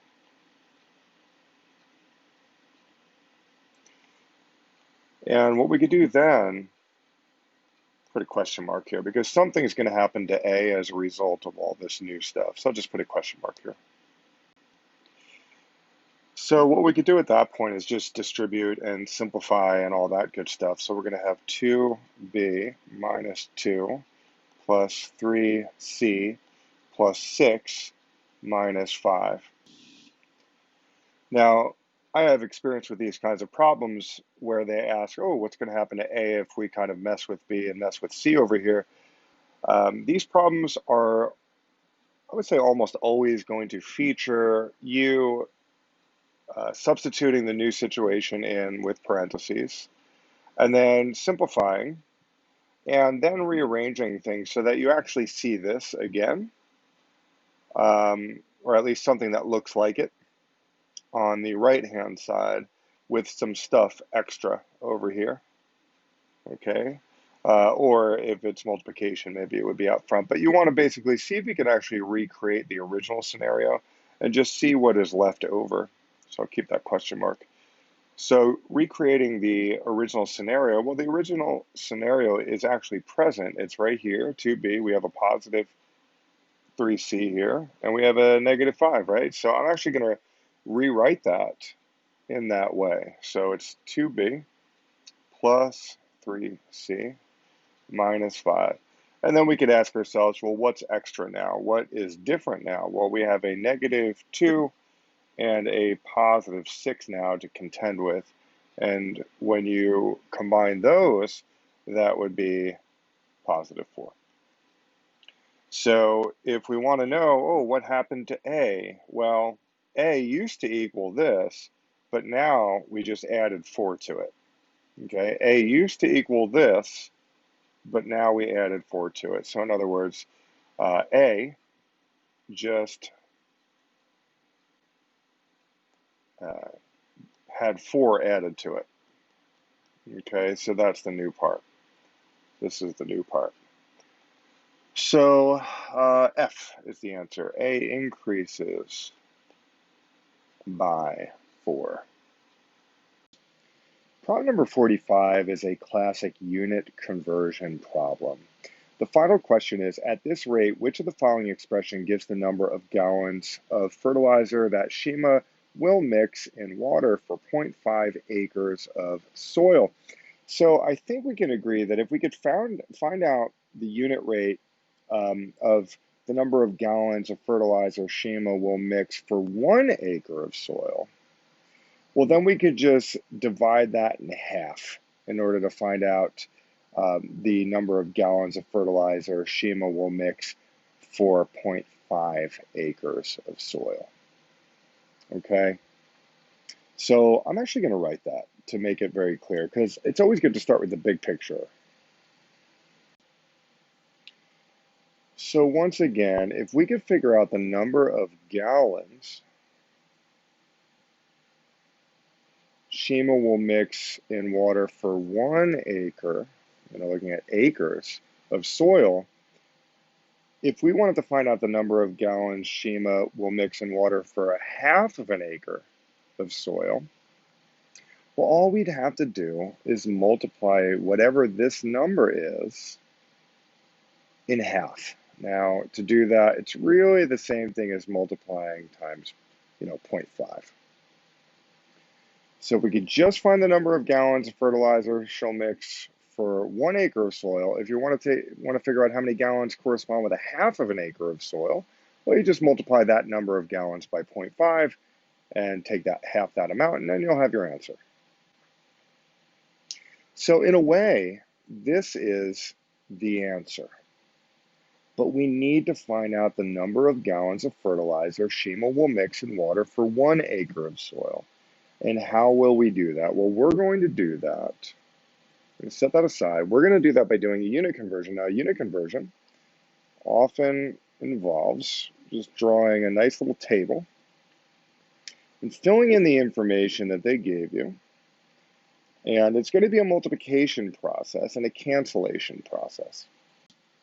But first, we need to fill up this table with the various relationships that were presented to us in the problem. Now, the first relationship they present is that 1 fluid ounce, that's the number 1, corresponds with 40 square feet. Now, at the end of the day, we're looking for gallons, which we could, call G, and we're looking for acres, which we could call A. Now, I don't see any G's or A's here, and in fact, we don't want the word fluid ounce or the word square feet to be in the final analysis. So we need to find a way to cancel not so much the numbers, but the words themselves need to cancel, and they need to be replaced by the word gallon, we'll call that G, and the word acre. So the way to do that is to realize, okay, well, let's start with canceling out the word ounce. Not necessarily the number, but the word, we'll say fluid ounce, right? The phrase fluid ounces. We want to cancel that out. So what I'm going to do is I'm going to put that down here, because I know that if I put it down here, it's going to cancel, because this will cancel with that because of this cross cancellation. So the question is, did the word problem mention any relationship between fluid ounces and something else? Well, yes, apparently there's 128 fluid ounces corresponding with 1 gallon. So there you go. We have the fluid ounce phrase going to cancel out with this fluid ounce phrase. And we also introduced a new word called gallons, which is something that we want in the final analysis. We want gallons to be represented somewhere in the final analysis. But we still have this phrase square feet to deal with, which we're going to have to cancel that. So let's just ensure that we just put the word square feet up here, because if we do, that will ensure that this phrase, word or phrase is going to cancel with this word or phrase. Was there a relationship in the word problem mentioning square feet with something else? Well, yes. Apparently, according to the problem, there's 43,560 square feet corresponding with 1 acre. I'm going to use the A for acre, okay? And this is great because we put the word square feet here, which will cancel out with this word square feet. And we also introduced the concept of acres, which is something we want in the final analysis. So now what we do is the fun part. A lot of people like this part. You just cancel. Let's get a different color here. We're going to do purple. We just cancel the words, not the numbers, but the words that you want to cancel. We also have fluid ounce. We want that to cancel, don't we? And then what we do is we multiply straight across with the numbers and retain any of the words that are left over. So it's going to be 1 times 43560. So we've got our 43560. There was also the word gallons left over, so we want that, gallons. And down here we have 40 times 128. So that's going to be a fraction. It's going to be 40 times 128. And we also have the word A for acre. Now, you could think of this as one big fraction, but it's going to be helpful actually to think of it rather as sort of two separate fractions, where it's 43560. It's like this whole number, which I'll denote in a purple brackets. Whatever this number is, if we want to know the number of gallons of fertilizer Shimo will mix in water for 1 acre of soil, well, it's this many gallons. This whole number represents the gallons per 1 acre. So I'll say that again. It's this whole number that is the gallons per 1 acre. Okay? It's important to realize that. This is the amount of gallons per acre. So if we want to do, figure out how many gallons per half acre, like I said in the beginning, we need to do 0.5 times this number. So this purple brackets corresponds with this number. In fact, I'll make this purple brackets too. We're going to make this purple brackets too. This is the number we were looking for. This is the number of gallons of fertilizer Shimo will mix in water for 1 acre of soil. This is the number of gallons per acre. So if we want to find the answer, we have to go 0.5 times this number. Now let's pause for a second. 0.5, secretly, could be represented as a fraction with a 1 in the denominator, where it's 0.5 over 1 times this, because anything secretly has a 1 in the denominator, any number. So the final answer is yes, it's going to be, this ridiculous looking number, 43560. Now, just to avoid driving some of you guys crazy, we'll put the comma there. It's 43,560. And then we have 40 times 128. Now, again, we got to do the 0.5. So it's going to be 0.5 over 1. Now, at the end of the day, we can kind of ignore that 1, right? Because 1 times this is just this. So really, at the end of the day, the final answer could be rewritten as 0.5 times 43560 all over 40 times 128. And that corresponds with answer choice C. Now, that was a very long-winded way of explaining that problem. I'd like to remind you that just because it took me that long to explain it does not mean that's how long it's going to take you to do it. In fact, with each of these problems, you're going to want to take hopefully around 60 seconds or less. Once you're familiar with how to do this stuff, I think you could do this in 60 seconds or less, because you're not going to be teaching it like I'm doing. You're just going to be doing it, right? I think it's important to realize that, yes, it's a unit conversion. You do need to be fairly well practiced at unit conversion in general. And you also have to recognize that the final answer is going to be, it's going to be the number of gallons of fertilizer for 1 acre of soil, but it's going to be that times 0.5, right? Because we're looking at the number of gallons that correspond with 0.5 acres. So that's going to be half the amount of gallons that would correspond with 1 acre. Okay, so that's how you do problem number 45. I think the best way to handle problem 46 is to actually draw 10 booths. Because, first of all, it won't take too long to do it. and it could be really, really helpful to have a good idea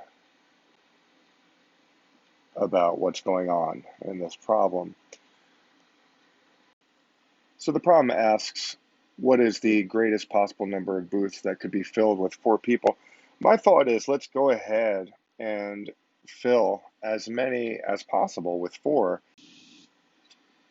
So what we'll do is we'll actually fill up as many as possible with 4 and just do some trial and error.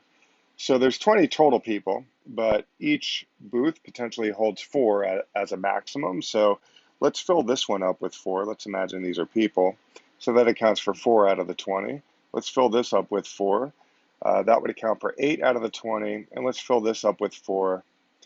That would account for 12 out of the 20. And let's fill this up with 4. And that would account for 16 out of 20. And let's just stop there. If we went further, that would be 20 people, but we're not allowed to have any empty booths. So these are all empty, and that's a problem. So we can't go this far, right? We can't go so far as to fill 5 booths up with 4 people. Let's experiment and see what happens with 4 booths filled up with 4 people each. Well, you could have maybe one person here. That would be 17 total people. This would be 18 total people. This would be 19 total people. And this would be 20. But unfortunately, now we have 2 booths empty. And once again, we are not allowed to have that. So we're going to erase these. And what we've learned is actually we can't fill 4 booths up because that would result in a scenario where some of the booths on the back end would end up being empty. So let's see what happens when we only fill 3 booths up with 4 people.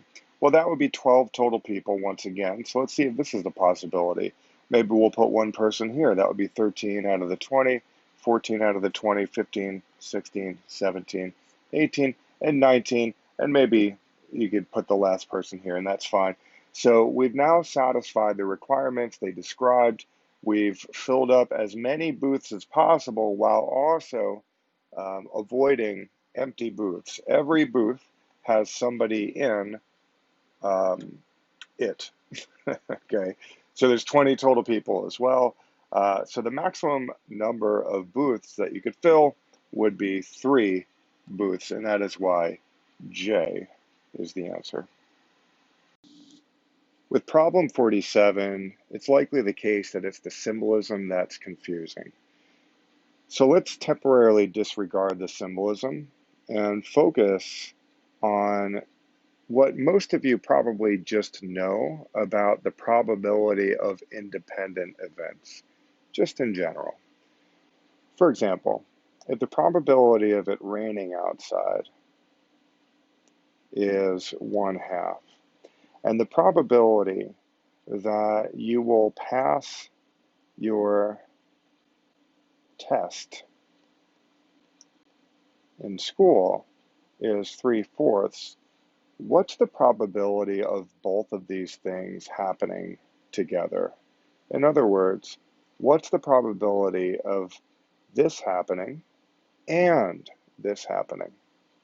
Okay, well, most of you know that since these events are completely independent, in other words, whether or not it's raining outside has nothing to do with whether or not you pass your test. Or at least it's reasonable to believe that these 2 events have nothing to do with each other. What we could do in that case is simply multiply the probabilities. So once again, if you want to know what the probability of these events both happening, well, you just multiply the probabilities, and this becomes 3/8. So that's how you typically handle 2 independent events where the events have nothing to do with each other, and you want to find the probability of one of the events happening and the other event happening? Well, the example I just gave applies perfectly to our situation, because in problem number 47, it says, let A and B be independent events. Okay, fine. We just, came up with an example of what A and B could be. Denote the P of A as the probability that event A will occur. So that's just weird symbolism that, just symbolizes, okay, well, P of A is the probability that the first event will happen. And in this case, P of A equals 1/2, right? And denote P of A upside down U symbol B as the probability that events A and B will both occur. Which of the following equations must be true?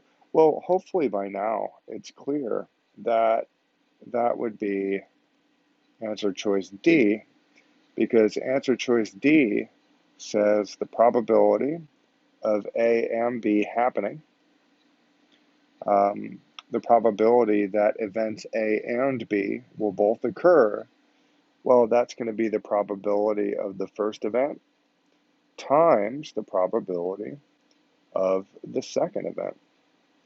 Well, that's exactly what we did. We did the probability of the first event being it's raining outside, and then we multiplied that by the probability of the second event being passing your test.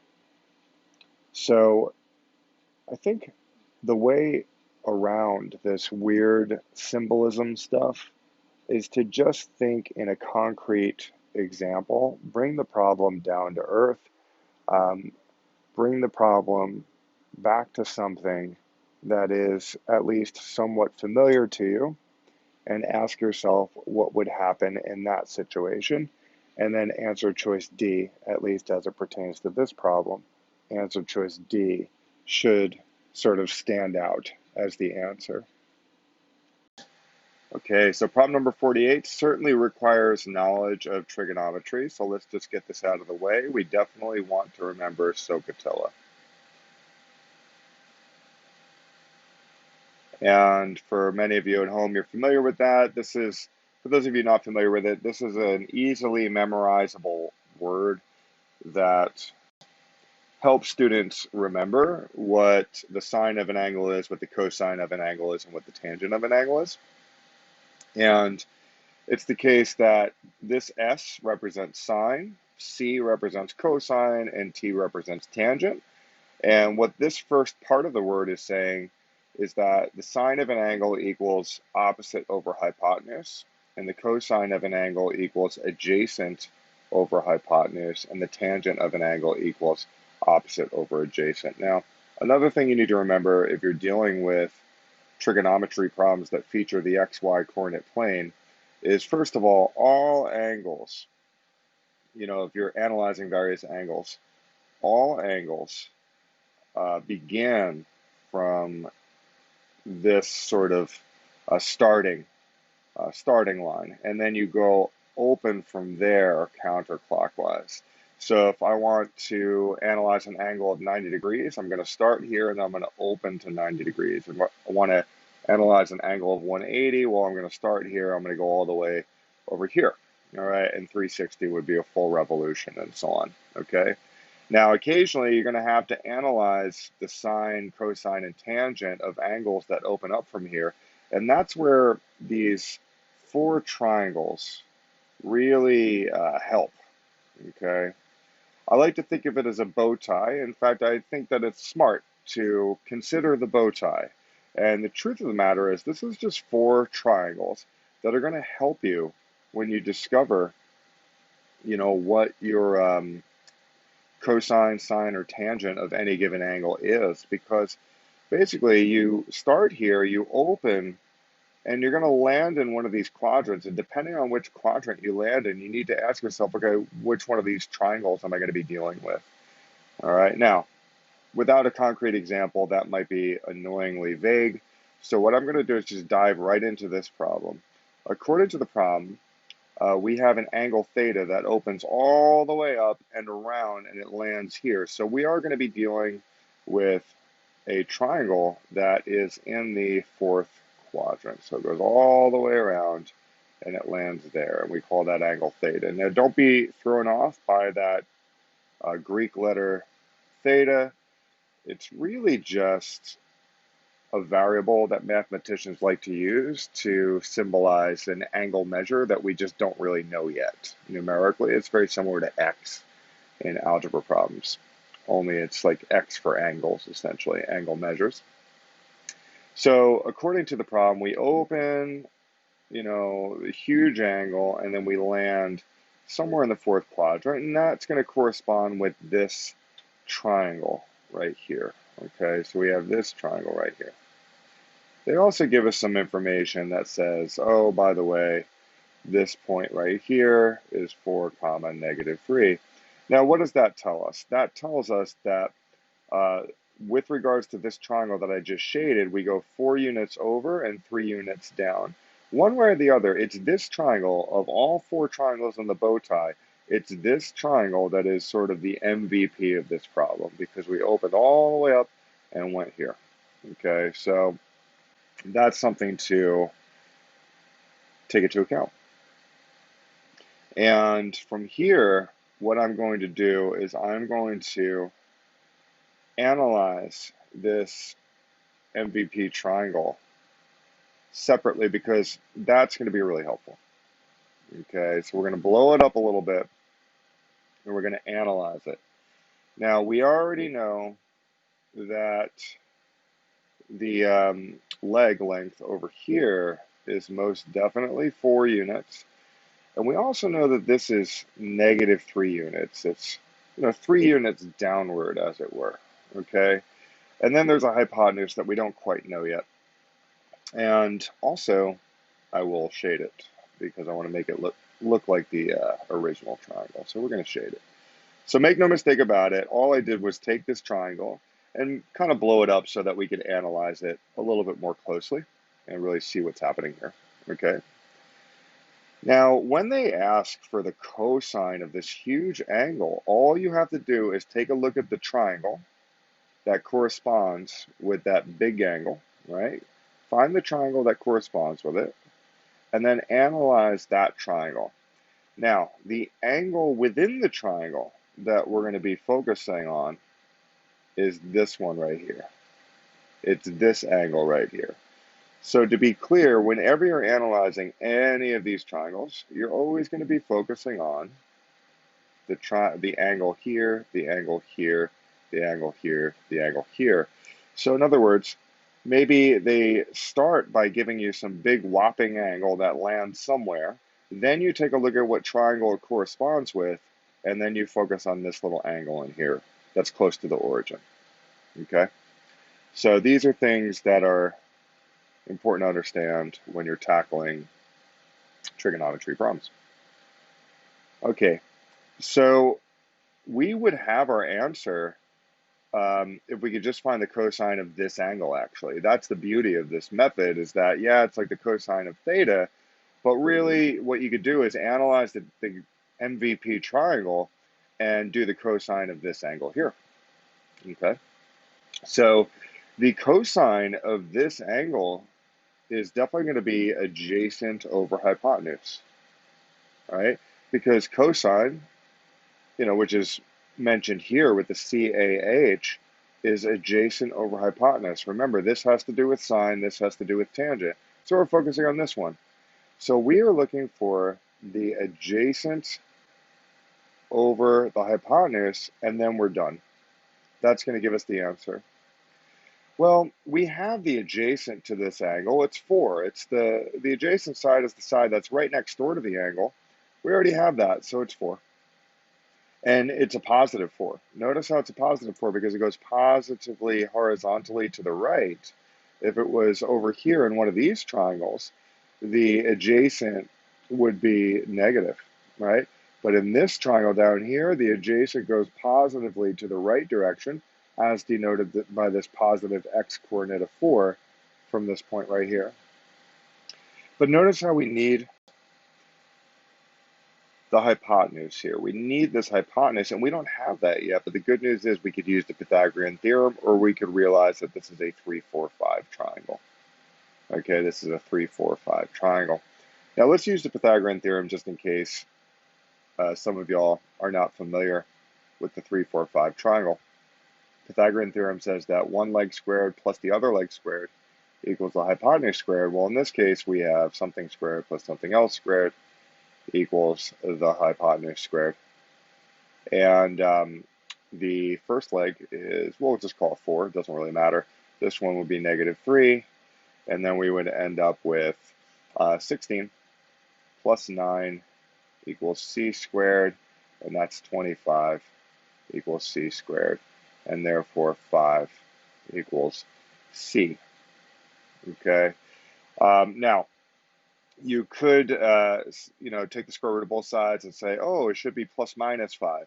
But it's important that you realize that the hypotenuse in these trigonometry problems, that's very important, the hypotenuse will always be positive. So the adjacent side might be positive or the adjacent side might be negative. The so-called opposite side of this red angle might be positive, the opposite side might be negative, but the hypotenuse is always positive. Remembering that the hypotenuse will always be positive could really save you a lot of confusion.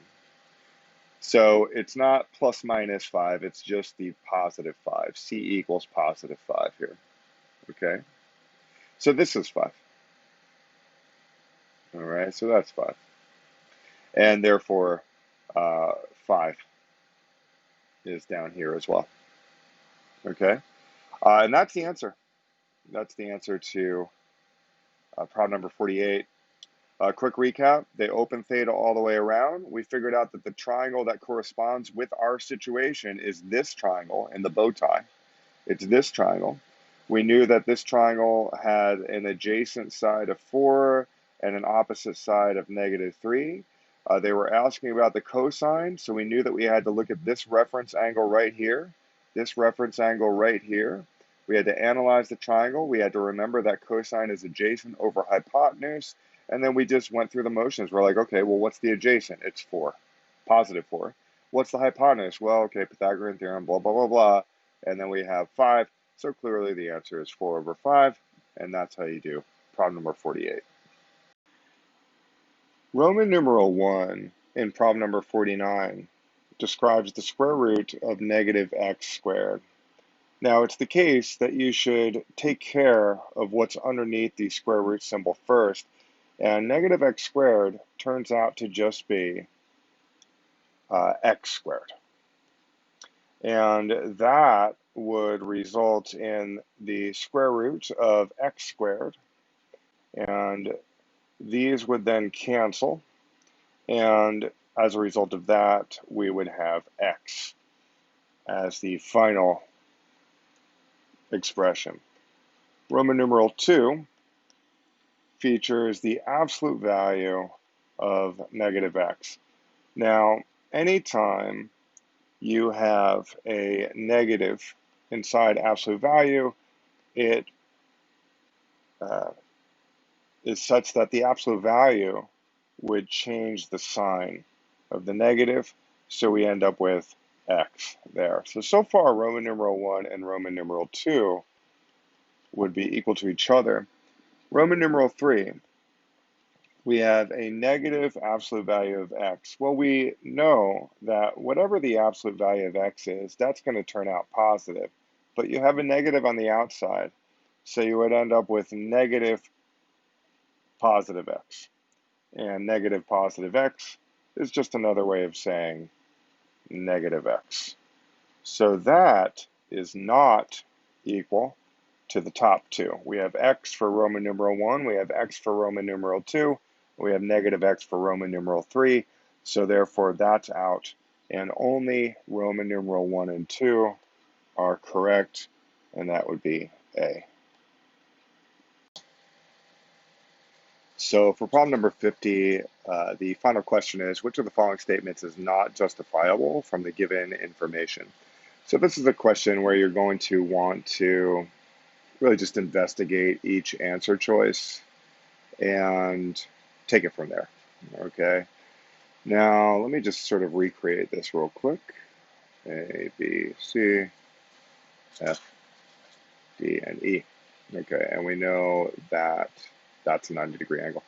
Okay, so let's investigate each answer choice one at a time. According to F, AB, which is this right here, is parallel to EF. Well, that's definitely true because it is the case that if you have two segments or lines, in this case, the green lines, let's just say, okay?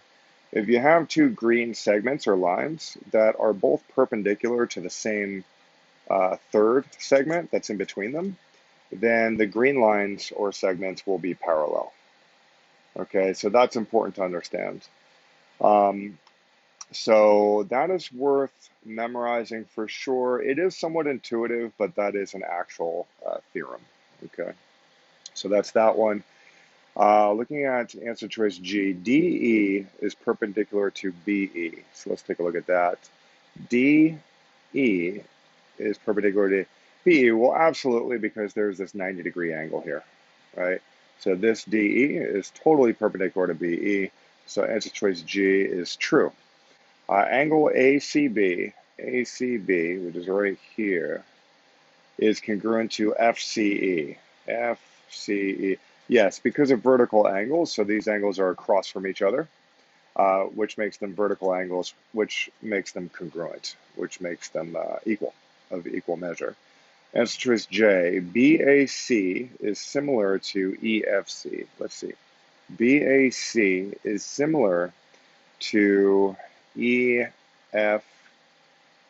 Well, the answer is yes, and here's why. Because if you look at these two triangles here, they share this angle right here in common. So they share a 90-degree angle, and there's a 90-degree angle in this green triangle as well, because this right angle is across from this right angle. That forms a linear pair, which makes angle CFE also a right angle. So that's an important insight you need. Okay, so definitely need that insight. So so far the green and blue triangles both share right or have a right angle, right? And then we also know from a previous investigation that angle BCA right here is congruent to angle ECF due to vertical angles. And therefore, it must follow that angle B is congruent to angle, we can call it FEC, this angle right there. Keep in mind, not the whole right angle here, but just this part only. That angle that I just gave a quadruple rainbow to, I'm going to give a quadruple rainbow to this one, is congruent with this angle. And the reason is because if the right angle plus the double rainbow plus this equal 180, well then this right angle plus the double rainbow plus whatever this is must equal 180, and therefore it follows that the quadruple rainbows angles are equal to each other. Now, anytime you have two triangles where the angles are equal to each other, where both triangles feature the same angles, those triangles are similar. Okay, they're not necessarily congruent, but they're similar. Okay, now similar means same shape certainly, although not necessarily the same size. So these might be similar so long as one angle is equal to the other, this angle is equal to that one, and this angle is equal to that one. So that's one of the properties that lets you know two triangles are similar. So that leaves answer choice K, due to process of elimination, as the answer to this problem. Now let's look at it anyway. CE is congruent to ED. CE is congruent to ED. So answer choice K is suggesting that these two are congruent. And the truth is, there's really no reason to believe that, because you could conceive of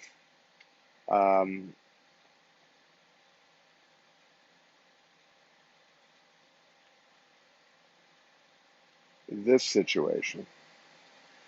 Because this is a triangle that looks kind of like this big triangle here, but you can see clearly this side length is not the same as this side length. So you don't want to just trust your eyes always to know whether or not ED is congruent to EC or CE is congruent to ED. You don't want to always just trust your eyes, because the bottom line is something like this might be subtly happening up here, but you just can't see it with your eyes.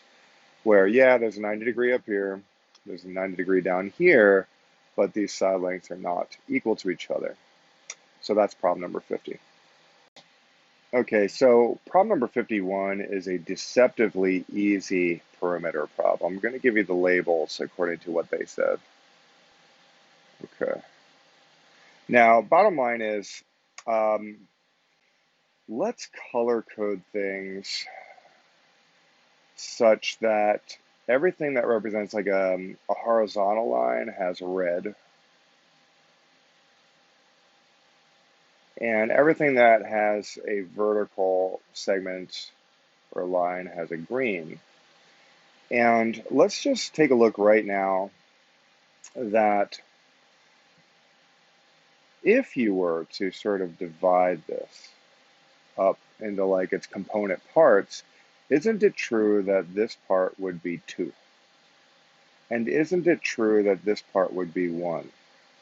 Because think about it, 1 is directly across from this one, it's color-coded green. 2 is directly across from this 2, it's color-coded green. So therefore, we just successfully found this entire side length. Okay? Now, isn't it true, I'm actually going to erase this 4 down here. We're going to bring it down because we want to make clear that we are certain that the whole side length is 4. So isn't it true that this piece right here, though, is 3? And what would that make this piece? Some of you at home can already tell that would be 1, because 3 plus this 1 must equal 4, which is the whole thing. Now, if that piece is 1, well, doesn't that make this thing 1? It does. So at this point, we have enough information to find the perimeter. Now, what I'm going to do is just get rid of some of these numbers, because we don't really need these little numbers here, because we already have the whole side length. When you're interested in the perimeter, all you want is the whole side length. So the perimeter is going to be 3 plus 4 plus 1 plus 1 plus 2 plus 3. So it's going to be 3 plus 4 plus 1 plus 1 plus 2 plus 3. And if you were to add all that up, that would end up being 14, which is answer choice D. Now, let's get fancy, okay? And what I mean by getting fancy is we just went about that in a very intelligent way, if I do say so myself. But let's be very clear.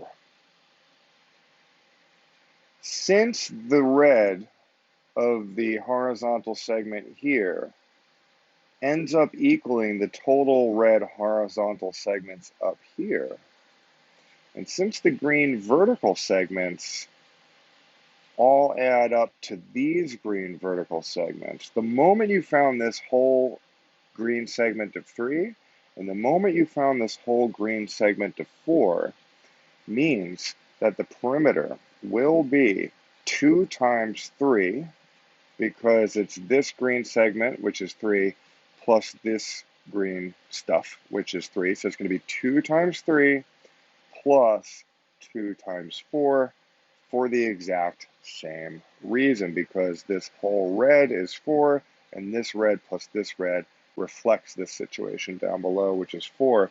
So if you ever get one of these 90-degree shape patterns where it's all 90 degrees like that and boxy looking, just know the moment you find one whole side length, that will be reflected on the other side.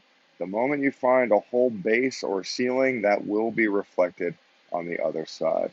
And this also would have given you 14. Food for thought. So problem number 52 is a very unique problem, and that's probably why most students, or many students, have trouble with it. So let's be very clear. The area of any triangle is 1/2 base times height. Okay, now it's also the case that the textbook where you learned that from probably presented a triangle with the base on the bottom and the height right here, you know, the sort of altitude that would form 90 degrees with the base. That's the height right there.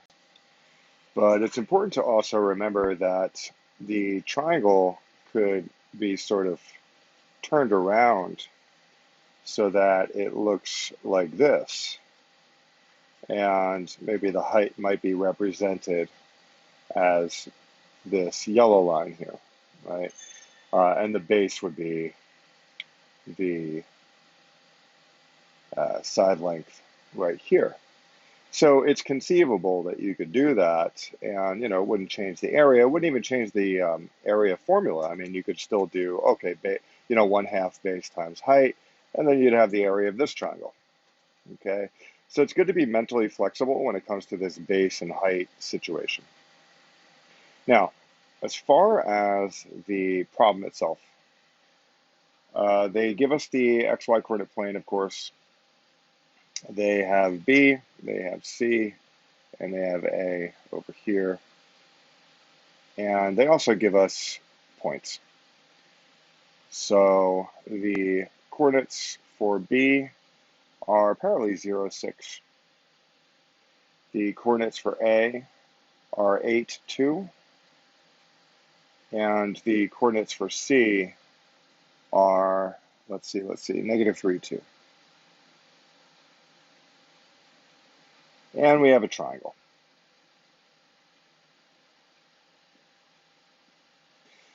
Final question is, what is the slope of that line? So apparently point C, which is this one, could be moved along a certain line with points A and B remaining stationary, and the area of ABC will not change. What is the slope of that line? So we're going to keep B and A in place. In fact, I'm going to mark them with red, which will communicate to us that these points are not moving. They're kind of stopped there, like a red light. They're stopped there.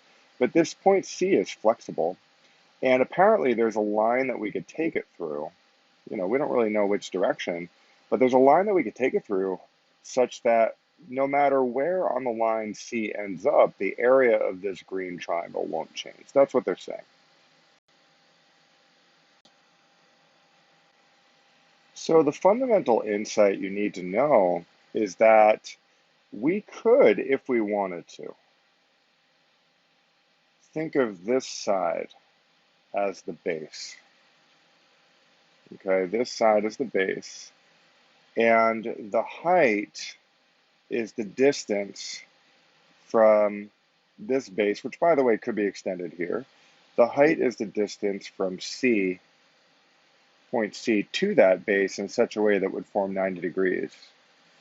Now imagine if we just kind of moved C in this direction, only in such a way that this yellow distance between point C and the base stayed the same.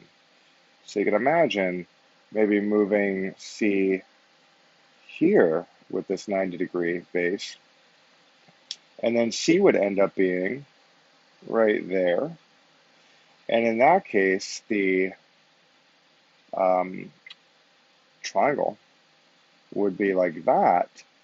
But if you notice, if you move C from here to there, the base length is going to be the same and the height is going to be the same. So when it comes to the formula for area, and if you were to calculate the area of the green triangle, it would stay the same because the base is the same length and the height's the same length. So it's just base times height times 1/2. It's the same area. So the base doesn't change and the height doesn't even change. And imagine you brought point C, maybe even over here or something, right? Imagine that. And therefore, you know, the height would still be this perpendicular line to the black base there. And now the triangle is here. Well, the triangle might look different, but the yellow height is the same and the black base is the same. So you could imagine moving C along this line in such a way that would keep the yellow height the same no matter what. And that line would be a track upon which C could move, point C could move, and would help retain the area of whatever the triangle ends up transforming into. So the triangle transforms over and over to a different looking triangle, but the area stays the same. So the question is, what is this track? What is this track? Well, you can see that this track right here is parallel to this side. And the reason is because this altitude is the shortest distance between this black line and this red line. The altitude, the yellow, is the shortest distance between this black and red line, and it retains that distance the whole time. And we know that this is 90 degrees because it's part of the altitude of the triangle, and the altitude of this triangle has a perpendicular relationship with the base, but we also know that since this line is parallel, well, this is 90 degrees as well. This is 90 degrees as well. This is 90 degrees as well, okay? So whenever you have two segments or lines that are perpendicular to this yellow line, the same line in between them, well, those lines are parallel. So this red line is parallel to this black line, which means the slope of the red line must be the same as the slope of the black line. And let's go ahead and find the slope of the black line. So the slope of the m sub b for black line would be, of course, y2 minus y1 all over x2 minus x1. And that turns out to be, I like parentheses, so we're going to use parentheses here. We're going to call this x1 y1, and we're going to call this x2 y2. So y2 is 2, y1 is 6, x2 is 8, and x1 is 0. And that right there turns out to be most definitely negative 4 all over 8, which reduces to negative 1/2. So that's the slope of this black line. Seeing as how the red line is parallel to this black line, then we know for a fact that the slope of this red line is also negative 1/2. So that's how you do problem number 52. So problem number 53 is an arithmetic sequence and an arithmetic series problem. So very quickly, arithmetic sequence formula is this, and this is definitely worth writing down. This is definitely worth getting familiar with. Now, basically, what this means is, first of all, what is an arithmetic sequence? Basically means you have some starting number, and then maybe this goes up by 4 every time. So it goes 3 to 7, 7 to 11, 15, and 19. Okay, and maybe it goes on forever. So that's how you know it's an arithmetic sequence. When there's the same difference between each of the numbers in the list, that's an arithmetic sequence, rather. Hopefully I said sequence. And the difference between each term in the sequence is what we call D. So in this case, it's 4, and that's what we would call D. Now, you might be wondering, what does n mean? Well, n means, like a sub n means the last term in this sequence. That's basically what it means. So let's say we wanted to find like the 50th term in this sequence. Let's say we kept going here, and we have 1 underlined, 2 underlines, 3 underlines, 4 underlined, 5 underlined, all the way to 50 underlines. Well, if we wanted to find out, well, what is the 50th term? What's the blue number that's situated above the 50th red underline? Well, then we would find a sub 50, and then 50 would go here, actually. 50 would go here, and then it would be a sub 1 plus 49, because 50 minus 1, 49 times 4. So that leads to the next question. Well, what is a sub 1? Well, a sub 1 is always the first number in the sequence, okay? So in this case, a sub 1 would of course be 3 itself, okay? Now obviously this is something that would take a lot of practice to get the hang of. So for those of you watching, hopefully you have some good supplemental material to study when it comes to the arithmetic sequence and the arithmetic series. But this is the formula that would enable you to find the nth term in the sequence. Again, if you wanted to find the 50th term in a sequence, well, you're going to find a sub 50, and this n would be 50. This is the first term, and d represents the difference between each term in the sequence. Now, that's a nice formula. Another formula that you need is for the arithmetic series, where we could denote that with an s sub n. And what that is going to be n over 2 times a sub 1 plus a sub n.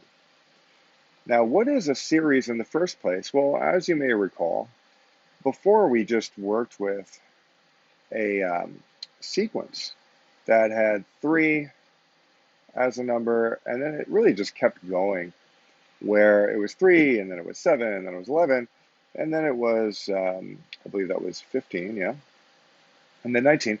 And there was a difference between 4. You know, the difference between each term is 4. And a series is when you take a list, when you take an arithmetic sequence, but you add all the numbers. So a series would answer the question of what would happen if we added all the numbers.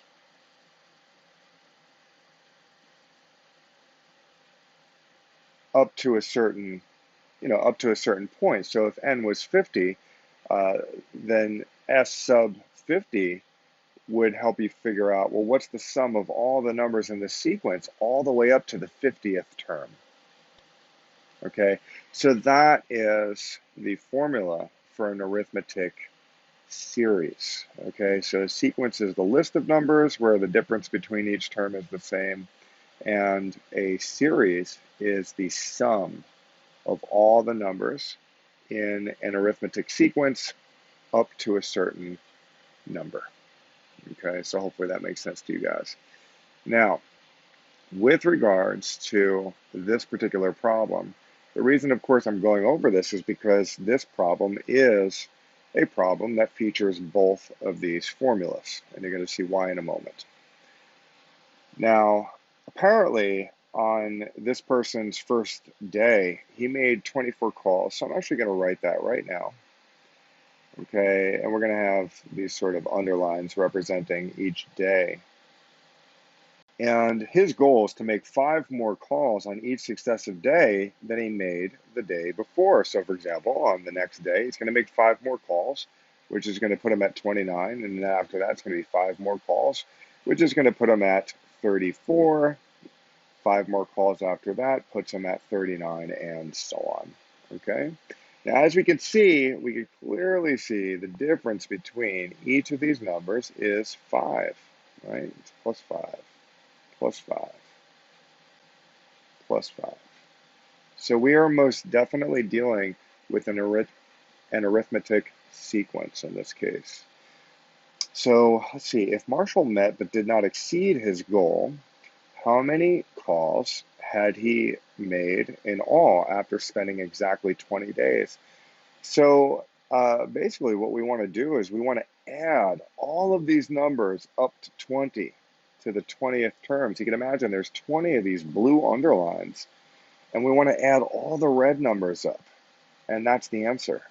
Well, that is going to be a lot of work. That's going to be a lot of time in your calculator, which is why these formulas are amazing at saving time. So ultimately, we're going to be using this one because we're adding all the numbers up, and this is the formula that pertains to adding. Now, let's actually start to work with this formula because we know we're going to use it anyway. So let's see what we can fill in at this point.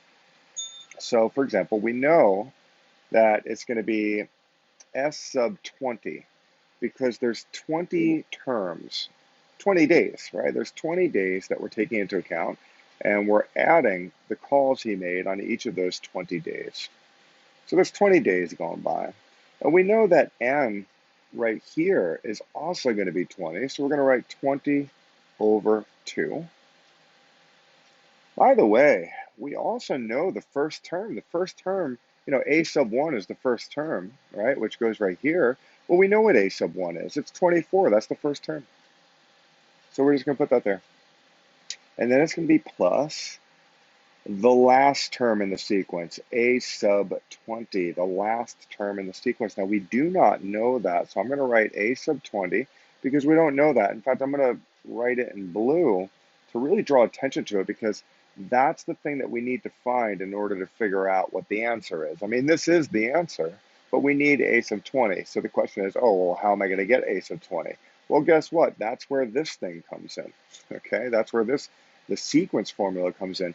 That gives you a sub 20. In other words, that gives you the actual red number that's on top of the 20th blue underline. You can imagine 20 blue underlines, and the red number that's on top of that 20th blue one, we could find that by using this formula. So that's what we're going to do right now. We are going to bring this formula into play. We are going to find a sub 20 by just kind of going through the motions. It's a sub 1. Well, we know what a sub 1 is. It's 24.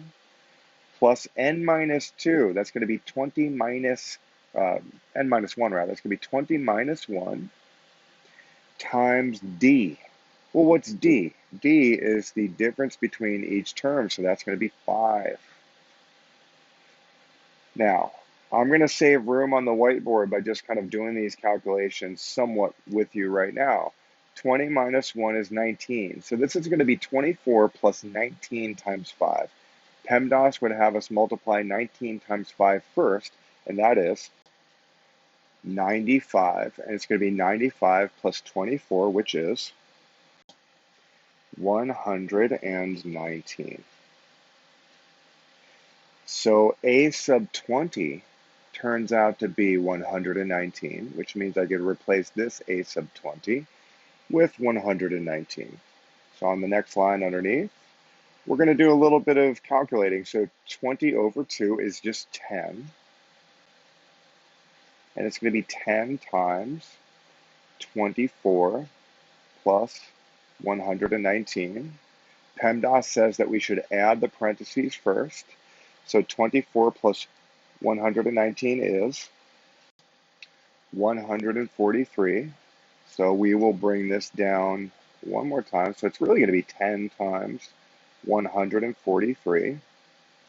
And that, of course, turns out to be 143, only with 2 zeros tacked onto the end of it, because that's what you do when you multiply things by 10. Well, actually 1 0, pardon me, 1 0 tacked onto the end of it.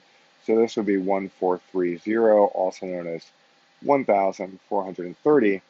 And that is the answer, which is answer choice D. So that's how you do that one. I would definitely familiarize myself with both of these. Remember, this has to do with just the sequence, which means the list of numbers. This one has to do with what happens when you sum all of those numbers. Those numbers, when you add them all together. That's this one. Problem 54 is a piecewise function problem. And the final question is, which of the following is the graph of the function f of x defined below? So they give you a piecewise function, and then they want you to tell them what the graph of that piecewise function is. So I'm going to write the piecewise function right now. So essentially, this is the piecewise function right here. Now, when I deal with piecewise functions, what I like to do is pay very close attention to the critical values. And what I mean by critical values are these boundaries here. So basically, x squared minus 2, which by the way is a parabola, that's the graph when x is less than 1. That's a critical value of 1 right there. The linear function of x minus 7, well, that's the graph when the x values are between 1 and 5. So 1 is already a critical value, but 5 is a critical value, and then 5 is represented there as well. So what I like to do is actually just sort of take note of these critical values. And I even, on my scrap paper and you on your test pamphlets, if you want to, you could write these dotted lines, because These vertical dotted lines are where the graph changes, okay? Now, let's investigate the top row. It says x squared minus 2. Well, first of all, it's a parabola because, anytime you see that degree of 2, then it's a parabola. We have the highest exponent is 2. And not only is it a parabola, but it is an upward-facing parabola because the leading coefficient is a positive 1. Okay, so the fact that the leading coefficient is positive means that it's upward-facing. And this minus 2 means that the parabola has been shifted downward 2 units. And this parabola apparently is taking place on this graph for all the values where x is less than or equal to 1. So I'm actually going to draw that. I am going to draw that right now. Now, let's just be very clear though. What's happening when x is 1? I mean, we know for a fact that the parabola, it's shifted down to negative 2, right? I mean, we know we're going to have a parabola that looks kind of like that, right? But I'm curious, where is the parabola when x is actually 1, right? And the way to do that is you can actually plug 1, the x value of 1, into this and find out what the y value is. Now, when x is 1, that would be 1 squared. I'll even write that. It would be 1 squared minus 2, and that equals negative 1. So we know that this parabola goes through this y value of negative 2, and then it makes it up here, corresponding with this y value of negative 1 here. Now, I'm not going to write negative 1 because it might get a little messy on the screen, but you can imagine it's just a parabola that goes down. Now, it would keep going, but according to this information, the parabola is only taking place for all x values less than or equal to the x value of 1. Well, the x value of 1 is right here, and it goes all the way, cuts through that y value of negative 2, and then it hits that point. And I'll even denote what that point is. That point is 1 comma negative 1. All right, that is this point right here. Now, I just want to say that we are done because there's only one answer choice where this is true, and that is answer choice K.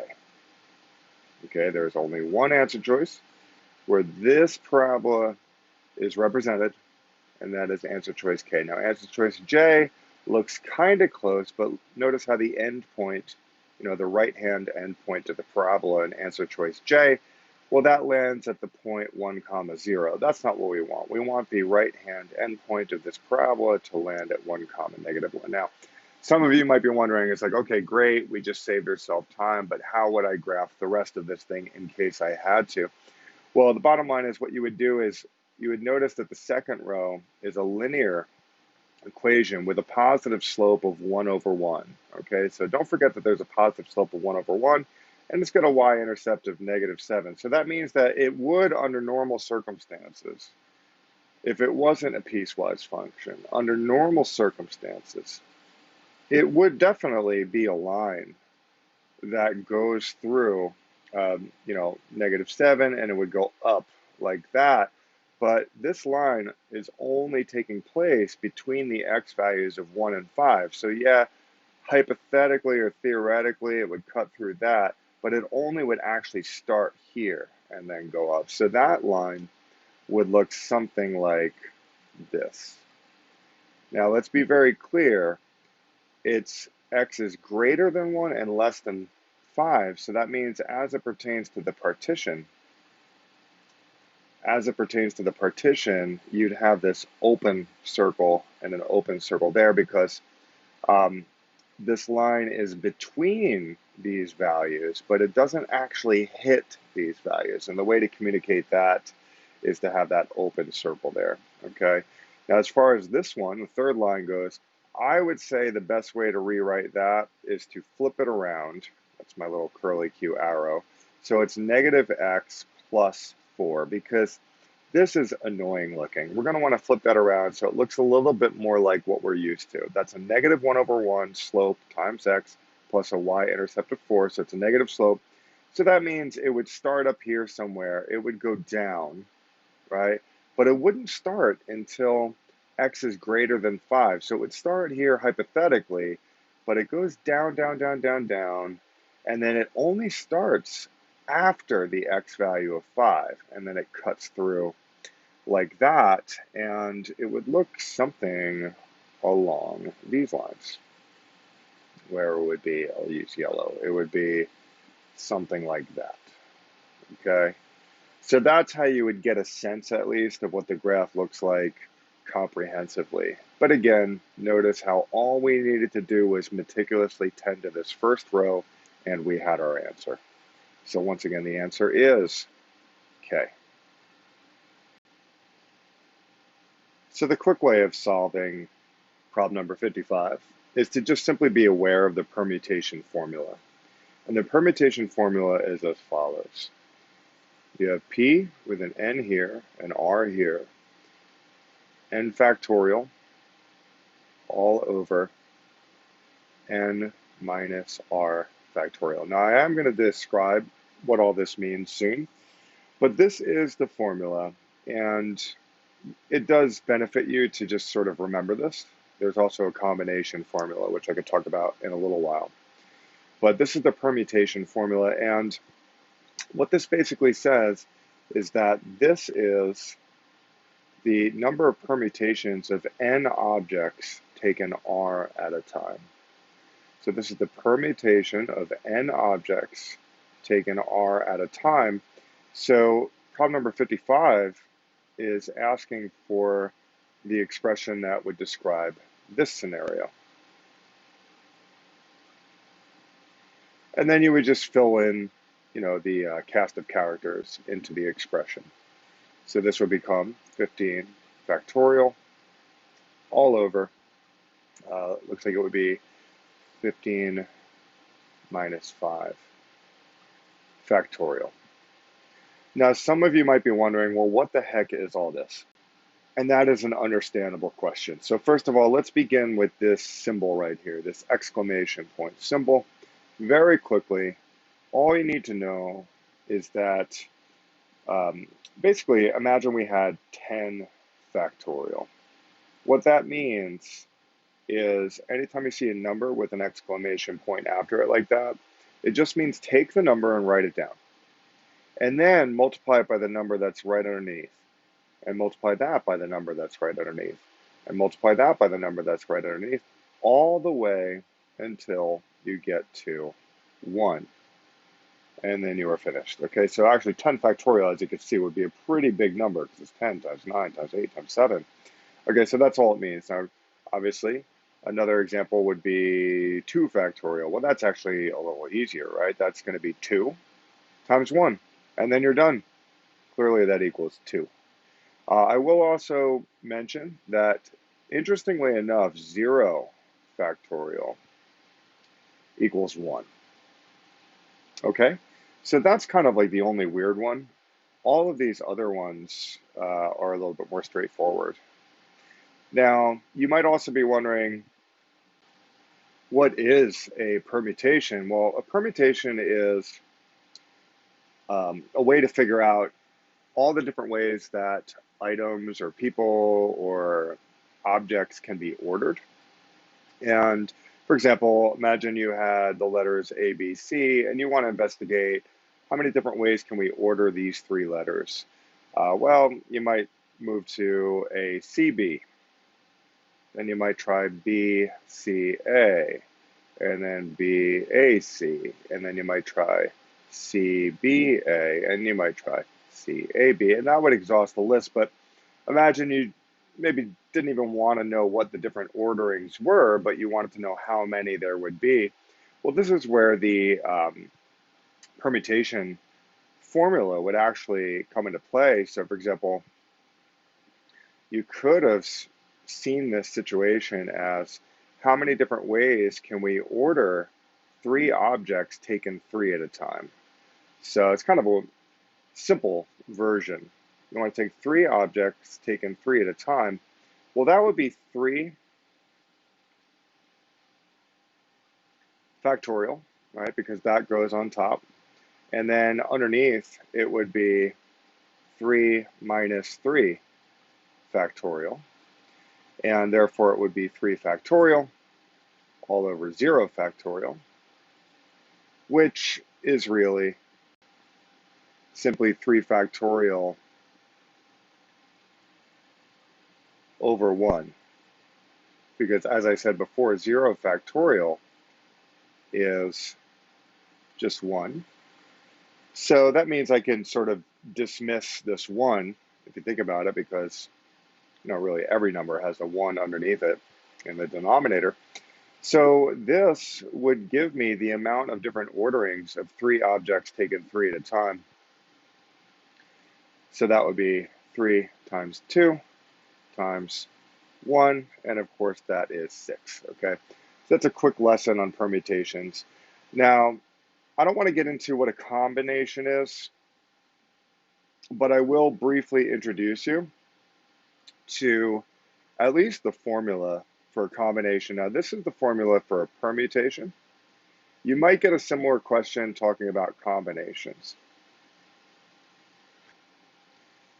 And the combination formula is kind of similar, actually, where you're going to have n factorial on top, but then underneath, you have the same thing, only there's this extra letter, this extra factorial. Now, again, I'm not going to get into that, but I did want to throw it in there because, as we could see with problem number 55 on the ACT, it really just benefited you to know this formula. Even if you're not particularly well practiced at working out permutations, it still benefited you to know it, and you can very quickly see what the answer is upon simply knowing the formula.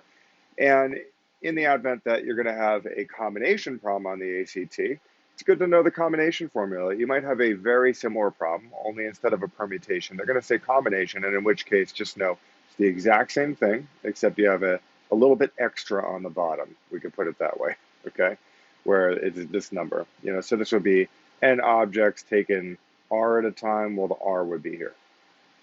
So that is problem number 55, and the answer is D. So problem number 56 requires an awareness not only of imaginary numbers, being at least somewhat aware of the imaginary number I, but it also requires an awareness of conjugates, which sort of requires an awareness of the difference between two squares, okay? So I know I said a lot. Let me just remind you of something. And I know this seems unrelated, but it's actually not. Many of you have learned a squared minus b squared equals a minus b times a plus b, okay? So that means if you had something like x squared minus 25, well, that would be x minus 5 times x plus 5, okay? So many of you are aware of that. You've seen that kind of thing before. Now, what I'm going to do is I'm going to actually just leave that there as a reference for us, okay? And we're going to kind of draw upon this later. Now, clearly what we're dealing with is the following expression. You have I over radical x minus I. And then they say, which of the following expressions is equivalent? So you have this whole list of answer choices that may or may not be equivalent, and it could be a little confusing, obviously. Now, what would be helpful is remembering that, number one, don't freak out about I. It just means the square root of -1. And in fact, the ACT is kind enough to remind you of that. I would also add, it's nice to remember that I squared, therefore, is -1. So in my opinion, at least as it pertains to this problem, these two pieces of information are crucial, because doesn't it make sense that if I equals the square root of -1, well, squaring that would give you just a -1. So we'll leave that as a reference too.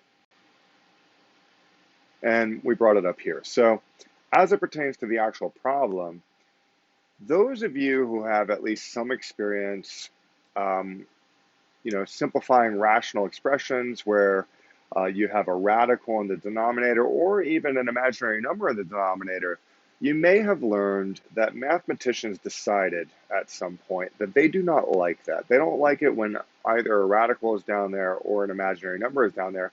And there's various ways of ensuring that the final expression, the final simplified expression for something like this, would no longer feature a radical in the denominator and or an imaginary number in the denominator. Now, in the case of a binomial like this in the denominator, one thing you can do is you can multiply the denominator by what is called the conjugate. And the conjugate is literally the exact same thing, except you are changing the operation in the middle to the opposite. So if this said plus, then it would be minus here. Now, you're going to see why we do that in a moment. But let's just remember, I'm not allowed to multiply the bottom by some number. I mean, this is just some number. I know it looks weird, but it's just some number. I'm not allowed to multiply the bottom by some number unless I multiply the top by the same number. That's like the rule, right? When you're manipulating fractions. Now you might be wondering, okay, great, why did we do this? What's the point? Well, the point is because if you look only at the bottom, what you will see is that we have a difference between two squares scenario. It is the exact same structure as this, okay? Now, most of y'all are used to going from a squared minus b squared and factoring it and turning it into that. So most of you are probably familiar with moving from this direction to this direction, but occasionally it's going to be helpful to move from this direction into this direction. And that's what we're going to do right now. So when we do so, what happens as a result is we'll focus on the denominator first. This is going to be radical x squared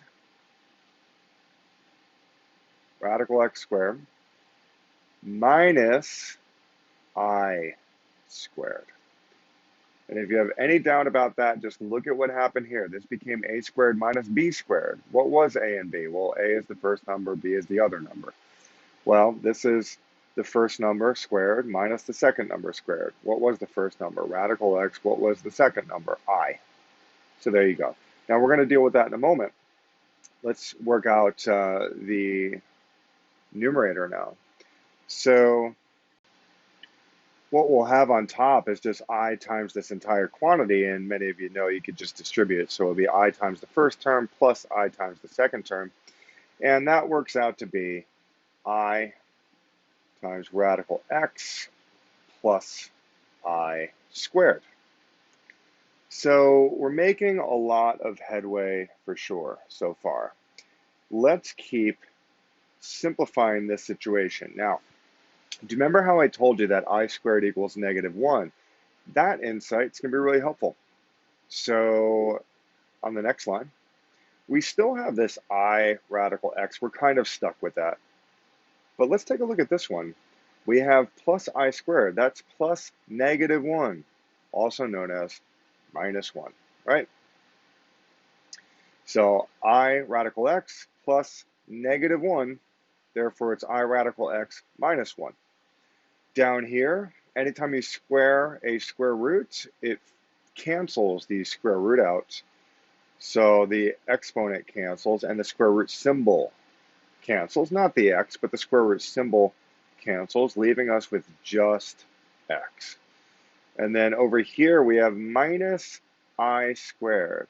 Well, we already talked about how I squared equals -1. So minus I squared. I squared is -1, so it's going to be minus -1, also known as plus 1. So you do have to be careful with the signs. We are subtracting -1.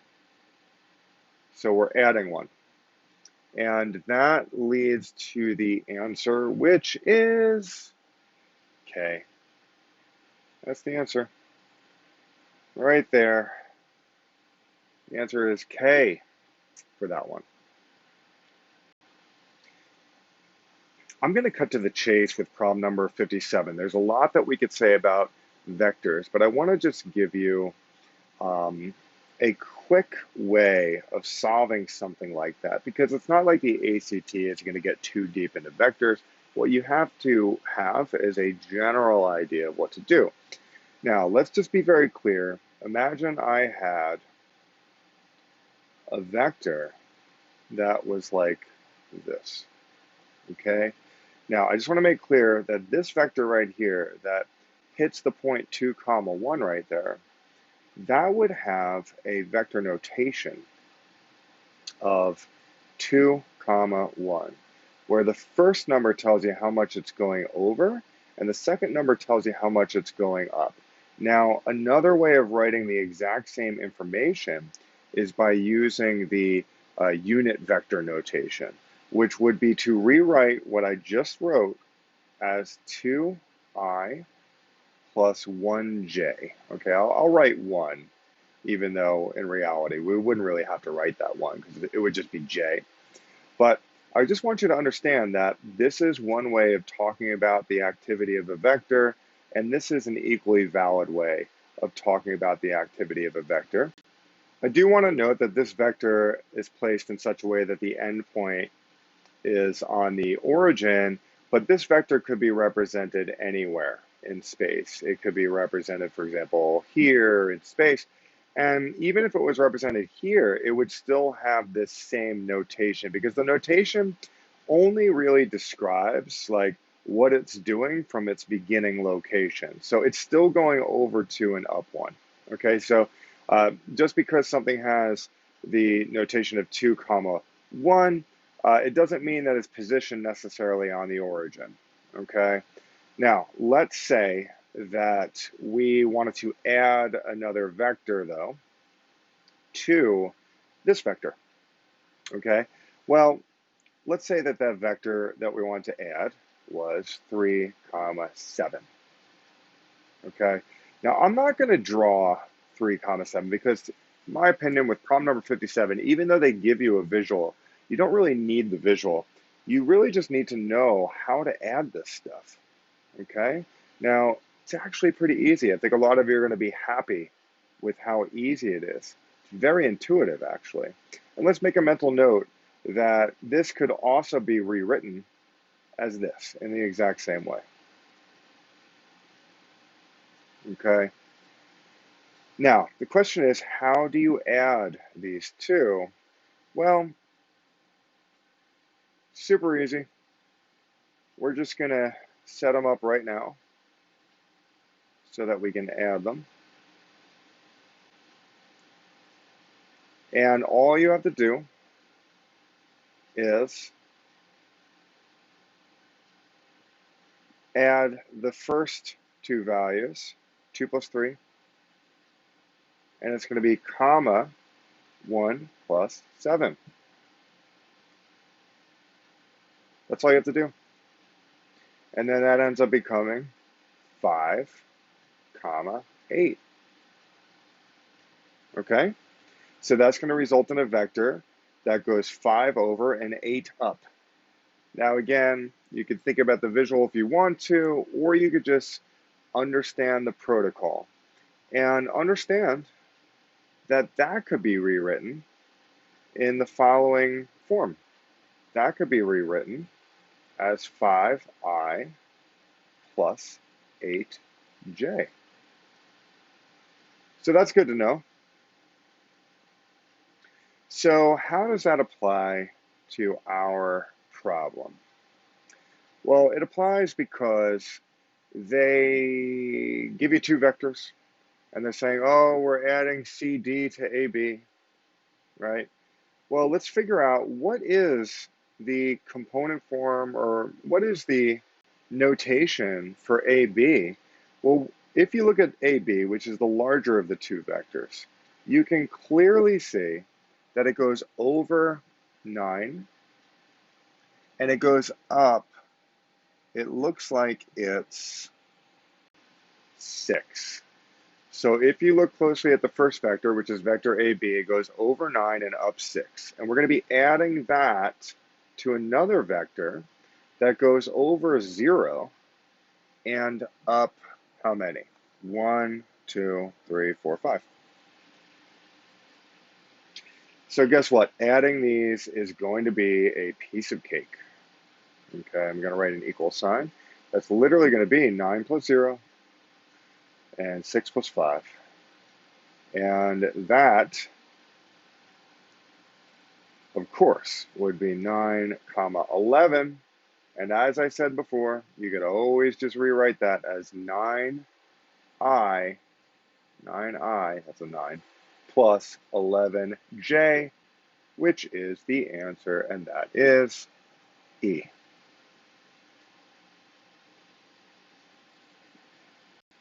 So in problem 58, they give you this formula that says the time it takes for a full pendulum swing is modeled by this equation right here. And kind of a weird looking formula, but this is time, and this has to do with the length of the actual string in the pendulum. And according to them, the time required for a complete swing of pendulum 1 is triple the time required for a complete swing of pendulum 2. So what I would like to do is just write T1, because that's the time required that the pendulum takes to swing for pendulum 1. Apparently that equals 3 times the time required for a complete swing of pendulum 2. So I'm going to write 3 times T2, where T1 represents the time required for a complete swing of pendulum 1, and T2 represents the time required for a complete swing of pendulum 2. Okay, and they give us this information. Now, I'm just going to write that down because I have a feeling that's going to come in handy soon. Okay, now they are asking, finally, the length of pendulum 1 string is how many times the length of pendulum 2's string. Okay. Now, since we're sort of working with the length and comparing one length to the other length, I have learned through experience that it can be helpful to rearrange the equation they give us and solve for L, because L, what we're doing is comparing the length of the first thing to the length of the second thing. So let's get a sense of what L equals just in general in terms of all this other stuff, okay? Now, the way to do that is to recognize that, well, we want to solve for L, so let's at least get this square root by itself. So we got to get rid of the 2 pi. And the way to do that is to divide both sides by 2 pi. And as a result of that, of course, we can cancel these, right? And then we end up with L, radical L over 32 equals T over 2 pi. And don't freak out, this is just 6 point something approximately, right? And then we have this scenario. We still want to solve for L, so we have to get rid of the square root symbol now. And the way to do that is to square both sides. Okay, so we're going to now square this side and this side. And as a result of that, the exponent of 2 cancels the square root symbol, not what's underneath, but just the square root symbol itself. And that results in L over 32 equals the square, well, T over 2 pi squared, I should say. Now, at the end of the day, we're still trying to solve for L. So therefore, what we could do now is multiply both sides. We'll keep it over here. Multiply both sides by 32. And in doing so, we, of course, cancel these 32s. And we have L equals 32 times T over 2 pi. So at the end of the day, we took the original equation that they gave us, and we just rearranged it so we could really focus on what L equals. Now, what I want to do now is something similar to what I did here. Remember, T1 represents the time it takes for pendulum swing to do a full, complete swing. and T2 represents the time required for a complete swing of pendulum 2. Well, I want to kind of represent L1 and L2 as well. So what I'm going to do is rewrite this equation twice. I'm going to write an equation for L1 and T1 and another equation for L2 and T2. So I'm going to do that right now. So we're going to have an equation for L1, and that's going to equal 32. I'm just, putting the L on the left and the rest of it on the right. That's going to equal 32 times T1 over 2 pi squared. I'm also going to write L2. L2, which is the length of the second pendulum, that's going to equal 32 times T2 over 2 pi squared. So, you might be wondering, well, where am I going with this? Well, remember, the final question is the length of pendulum 1 string is how many times the length of pendulum 2 string. So we want to know the length of pendulum 1 string is how many times the length of pendulum 2 string. So what you got to do here is focus on the length of pendulum 1 string, okay? Because that's what the question has to do with. So we're going to focus on this, okay? Now, what we're going to do is we're going to replace this T sub 1 with 3T sub 2 because we already, made the mental note or even the physical note that T sub 1 equals 3 times T sub 2.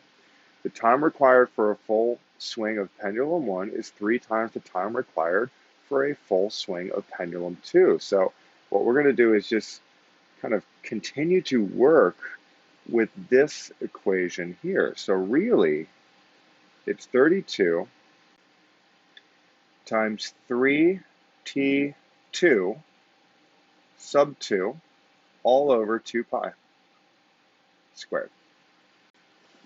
And I decided to move the equation for L2 over here just to give myself some room, but it's still there, right? So we already, we have L1 equals this, L2 equals this, and, we have a different time here and a different time here corresponding with L1. But as I said before, T sub 1 is really 3 times T sub 2, so you could substitute it in there. Then what we could realize is that this exponent, really we could apply it to everything inside here. But what I'm going to do is apply the exponent only to this 3 and make it a 9, and I'm going to leave the rest of this stuff inside parentheses raised to the second power. So what I mean by that is this 3 secretly becomes a 9. And what we could do is we could take the 9 outside of the whole thing. Okay, now in case that's not clear, just know that if I had A, B, and C raised to the second power, the reality is that that could be rewritten such that since it's a product raised to a power, you could rewrite it as A squared, B squared, C squared. And you could also write it as A squared times the product of BC squared. Because just like in a way I sort of applied the exponent to each of these to go here, well, I could once again just apply this exponent to these two to bring it back up here, right? So these are all equal. Now, in a way, what that means is that I could really just take something that looks like this and pick one of the factors, such as A, and sort of extract it on the outside of parentheses. As long as I square it, I could extract it on the outside of the parentheses while leaving BC in there. Okay? So that's sort of a general demonstration of the principle involved here. So how that applies for our particular purposes is that we could extract a 3 squared out of this whole thing. And that's what we're going to do. Now, when I extract the 3 squared out of this parentheses, I know from experience that I'm going to want that to be on the outside. Okay? Now, 3 squared, by the way, is 9. So what we're going to do is we're going to write that 9 over here.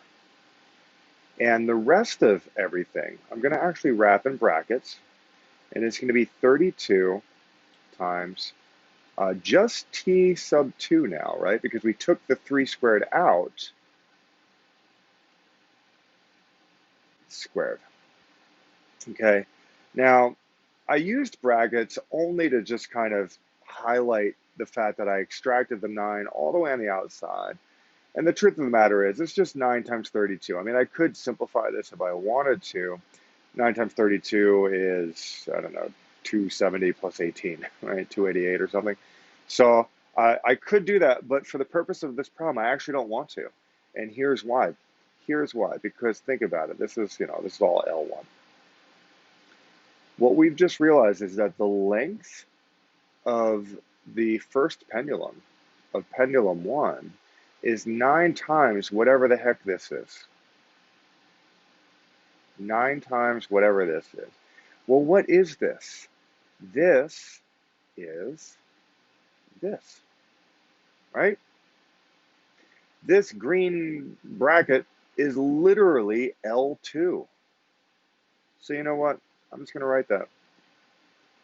Because what we have going on here is 9 times L2. So in other words, the length of pendulum 1 string is 9 times the length of pendulum 2 string. That's how you get the answer to that one. A bit complicated, something that requires practice for sure. Hopefully you understand it. The answer, therefore, is J.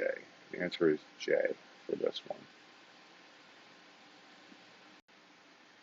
There are various laws of logarithms that are important to know.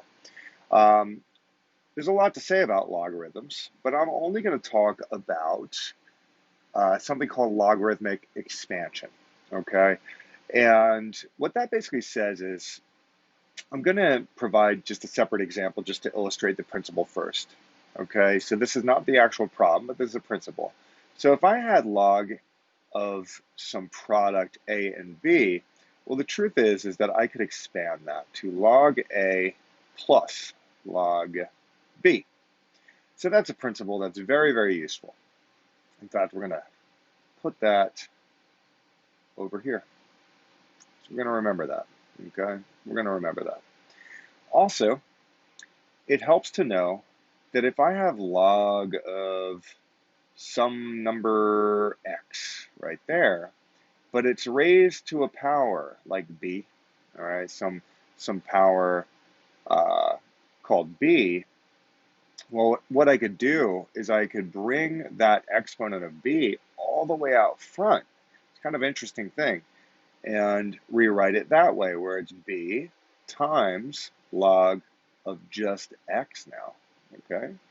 Now, this b is no longer an exponent. It's actually like a coefficient of log x, okay? It's a number that's currently being multiplied to log x. So that's a principle that's very important. It turns out that these are the only two principles you really need to know for this particular problem. So I'm just going to move everything over here. We're going to use that as a reference as needed.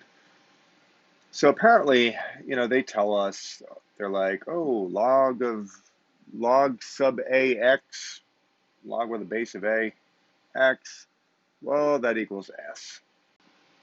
And they also say that log with the same base of a, y equals t. So in other words, anytime in the future you see log with a base of a, x, it's really just s. Anytime you see log with a base of a, y, it's really just t. And then they go ahead and ask you the question, well, what is, log with a base of a, xy squared? Well, the big picture is that you just have some number. I know it's a product, but it's just some number squared. So really, it's this green principle that we're going to want to employ because we have some number squared. You always start from the outside in, at least when it comes to these, okay, these kinds of problems.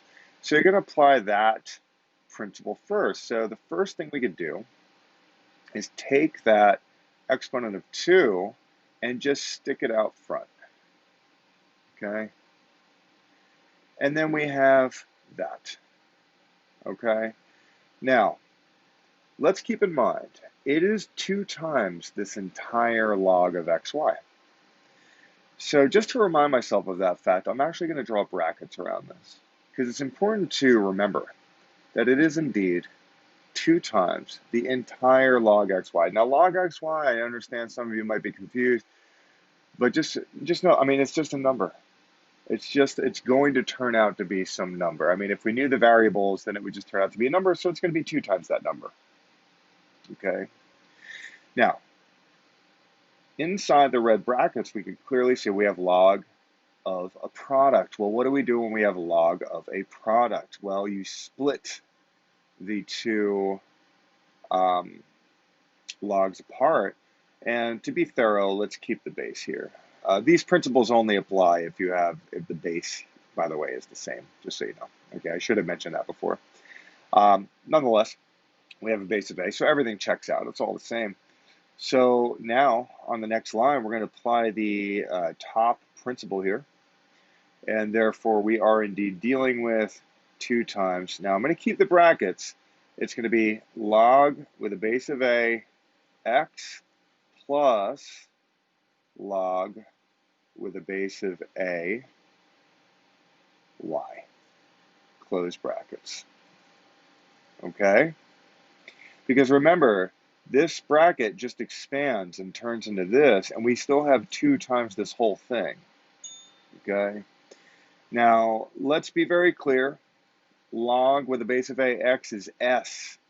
Log with a base of a, y is t. So we could totally replace that. Substitute in s plus t inside of there.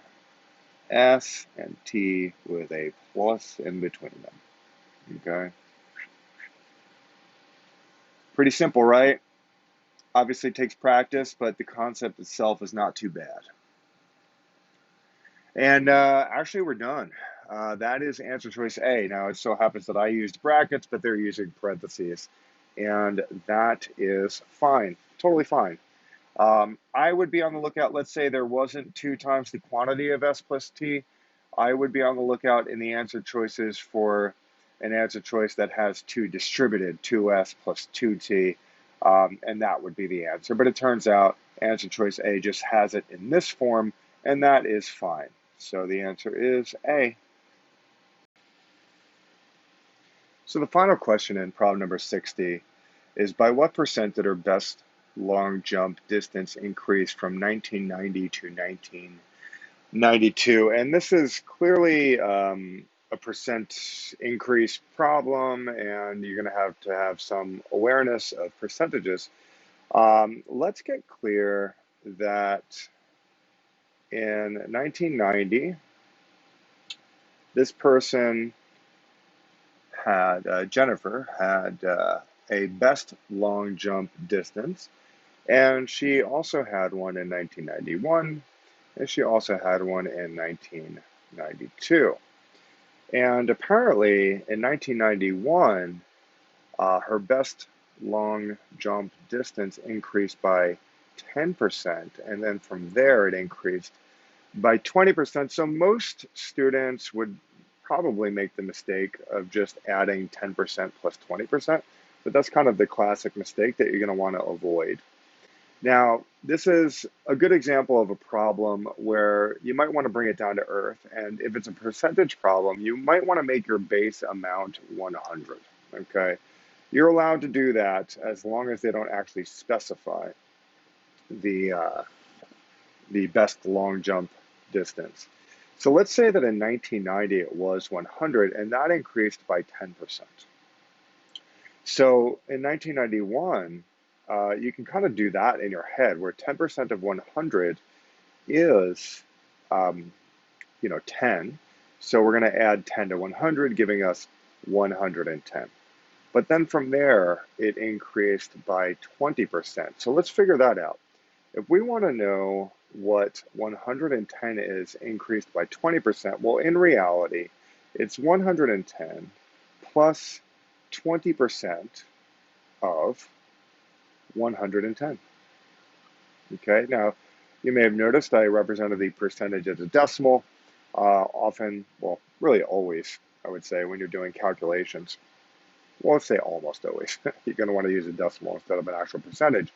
So in this case, it's going to be 110 plus zero point 0.2 times 110. So that's going to be 110 plus 22, and that will equal 132.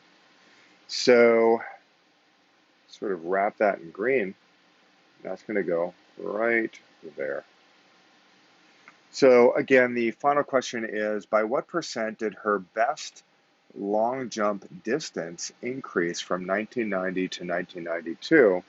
So from 100 to 132, what percent increases that? Well, that is a difference of 32 units. From 100 all the way to 132. Well, that's a difference of 32 units. So the question is, 32 units is what percent of 100 units? Well, that's easy.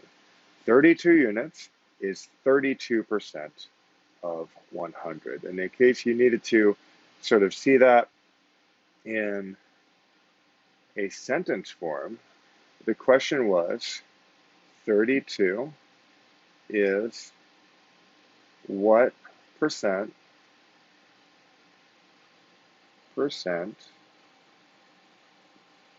of 100. So it really kind of depends on how you learn to navigate these percentages. You could do is over of. I mean, that's a common way that teachers often teach their students how to navigate answering questions like this, where the number that's to the left of the word is and the number that's to the right of the word of are taken into account, and you just simply remember, is over of equals the literal percent, not decimal, but the actual percent over 100. And in this case, that would be 32 over 100 equals what percent over 100? Well, this one is easy. We don't even really have to cross multiply because this says something over 100 equals something over 100. So this percent must be 32. So the answer is 32. And that is F. Answer choice F. So I'd like to reiterate, the key insight here is if they say, oh, it's a 10% jump from the old number, and then it's a 20% jump from there, you do not want to add the percentages. It's not going to be 30%. It's going to be 10% increase of the first number, and then 20% increase of that number brings us to 132. So you do have to sort of map things out, figure out, okay, well, what is, 20% of 110, and then add that to 110. Then we have our new amount, which is 132. And then you would compare, at least in the case of this problem, you'd be comparing the original amount and the final amount, and that is a 32% increase upon the original amount.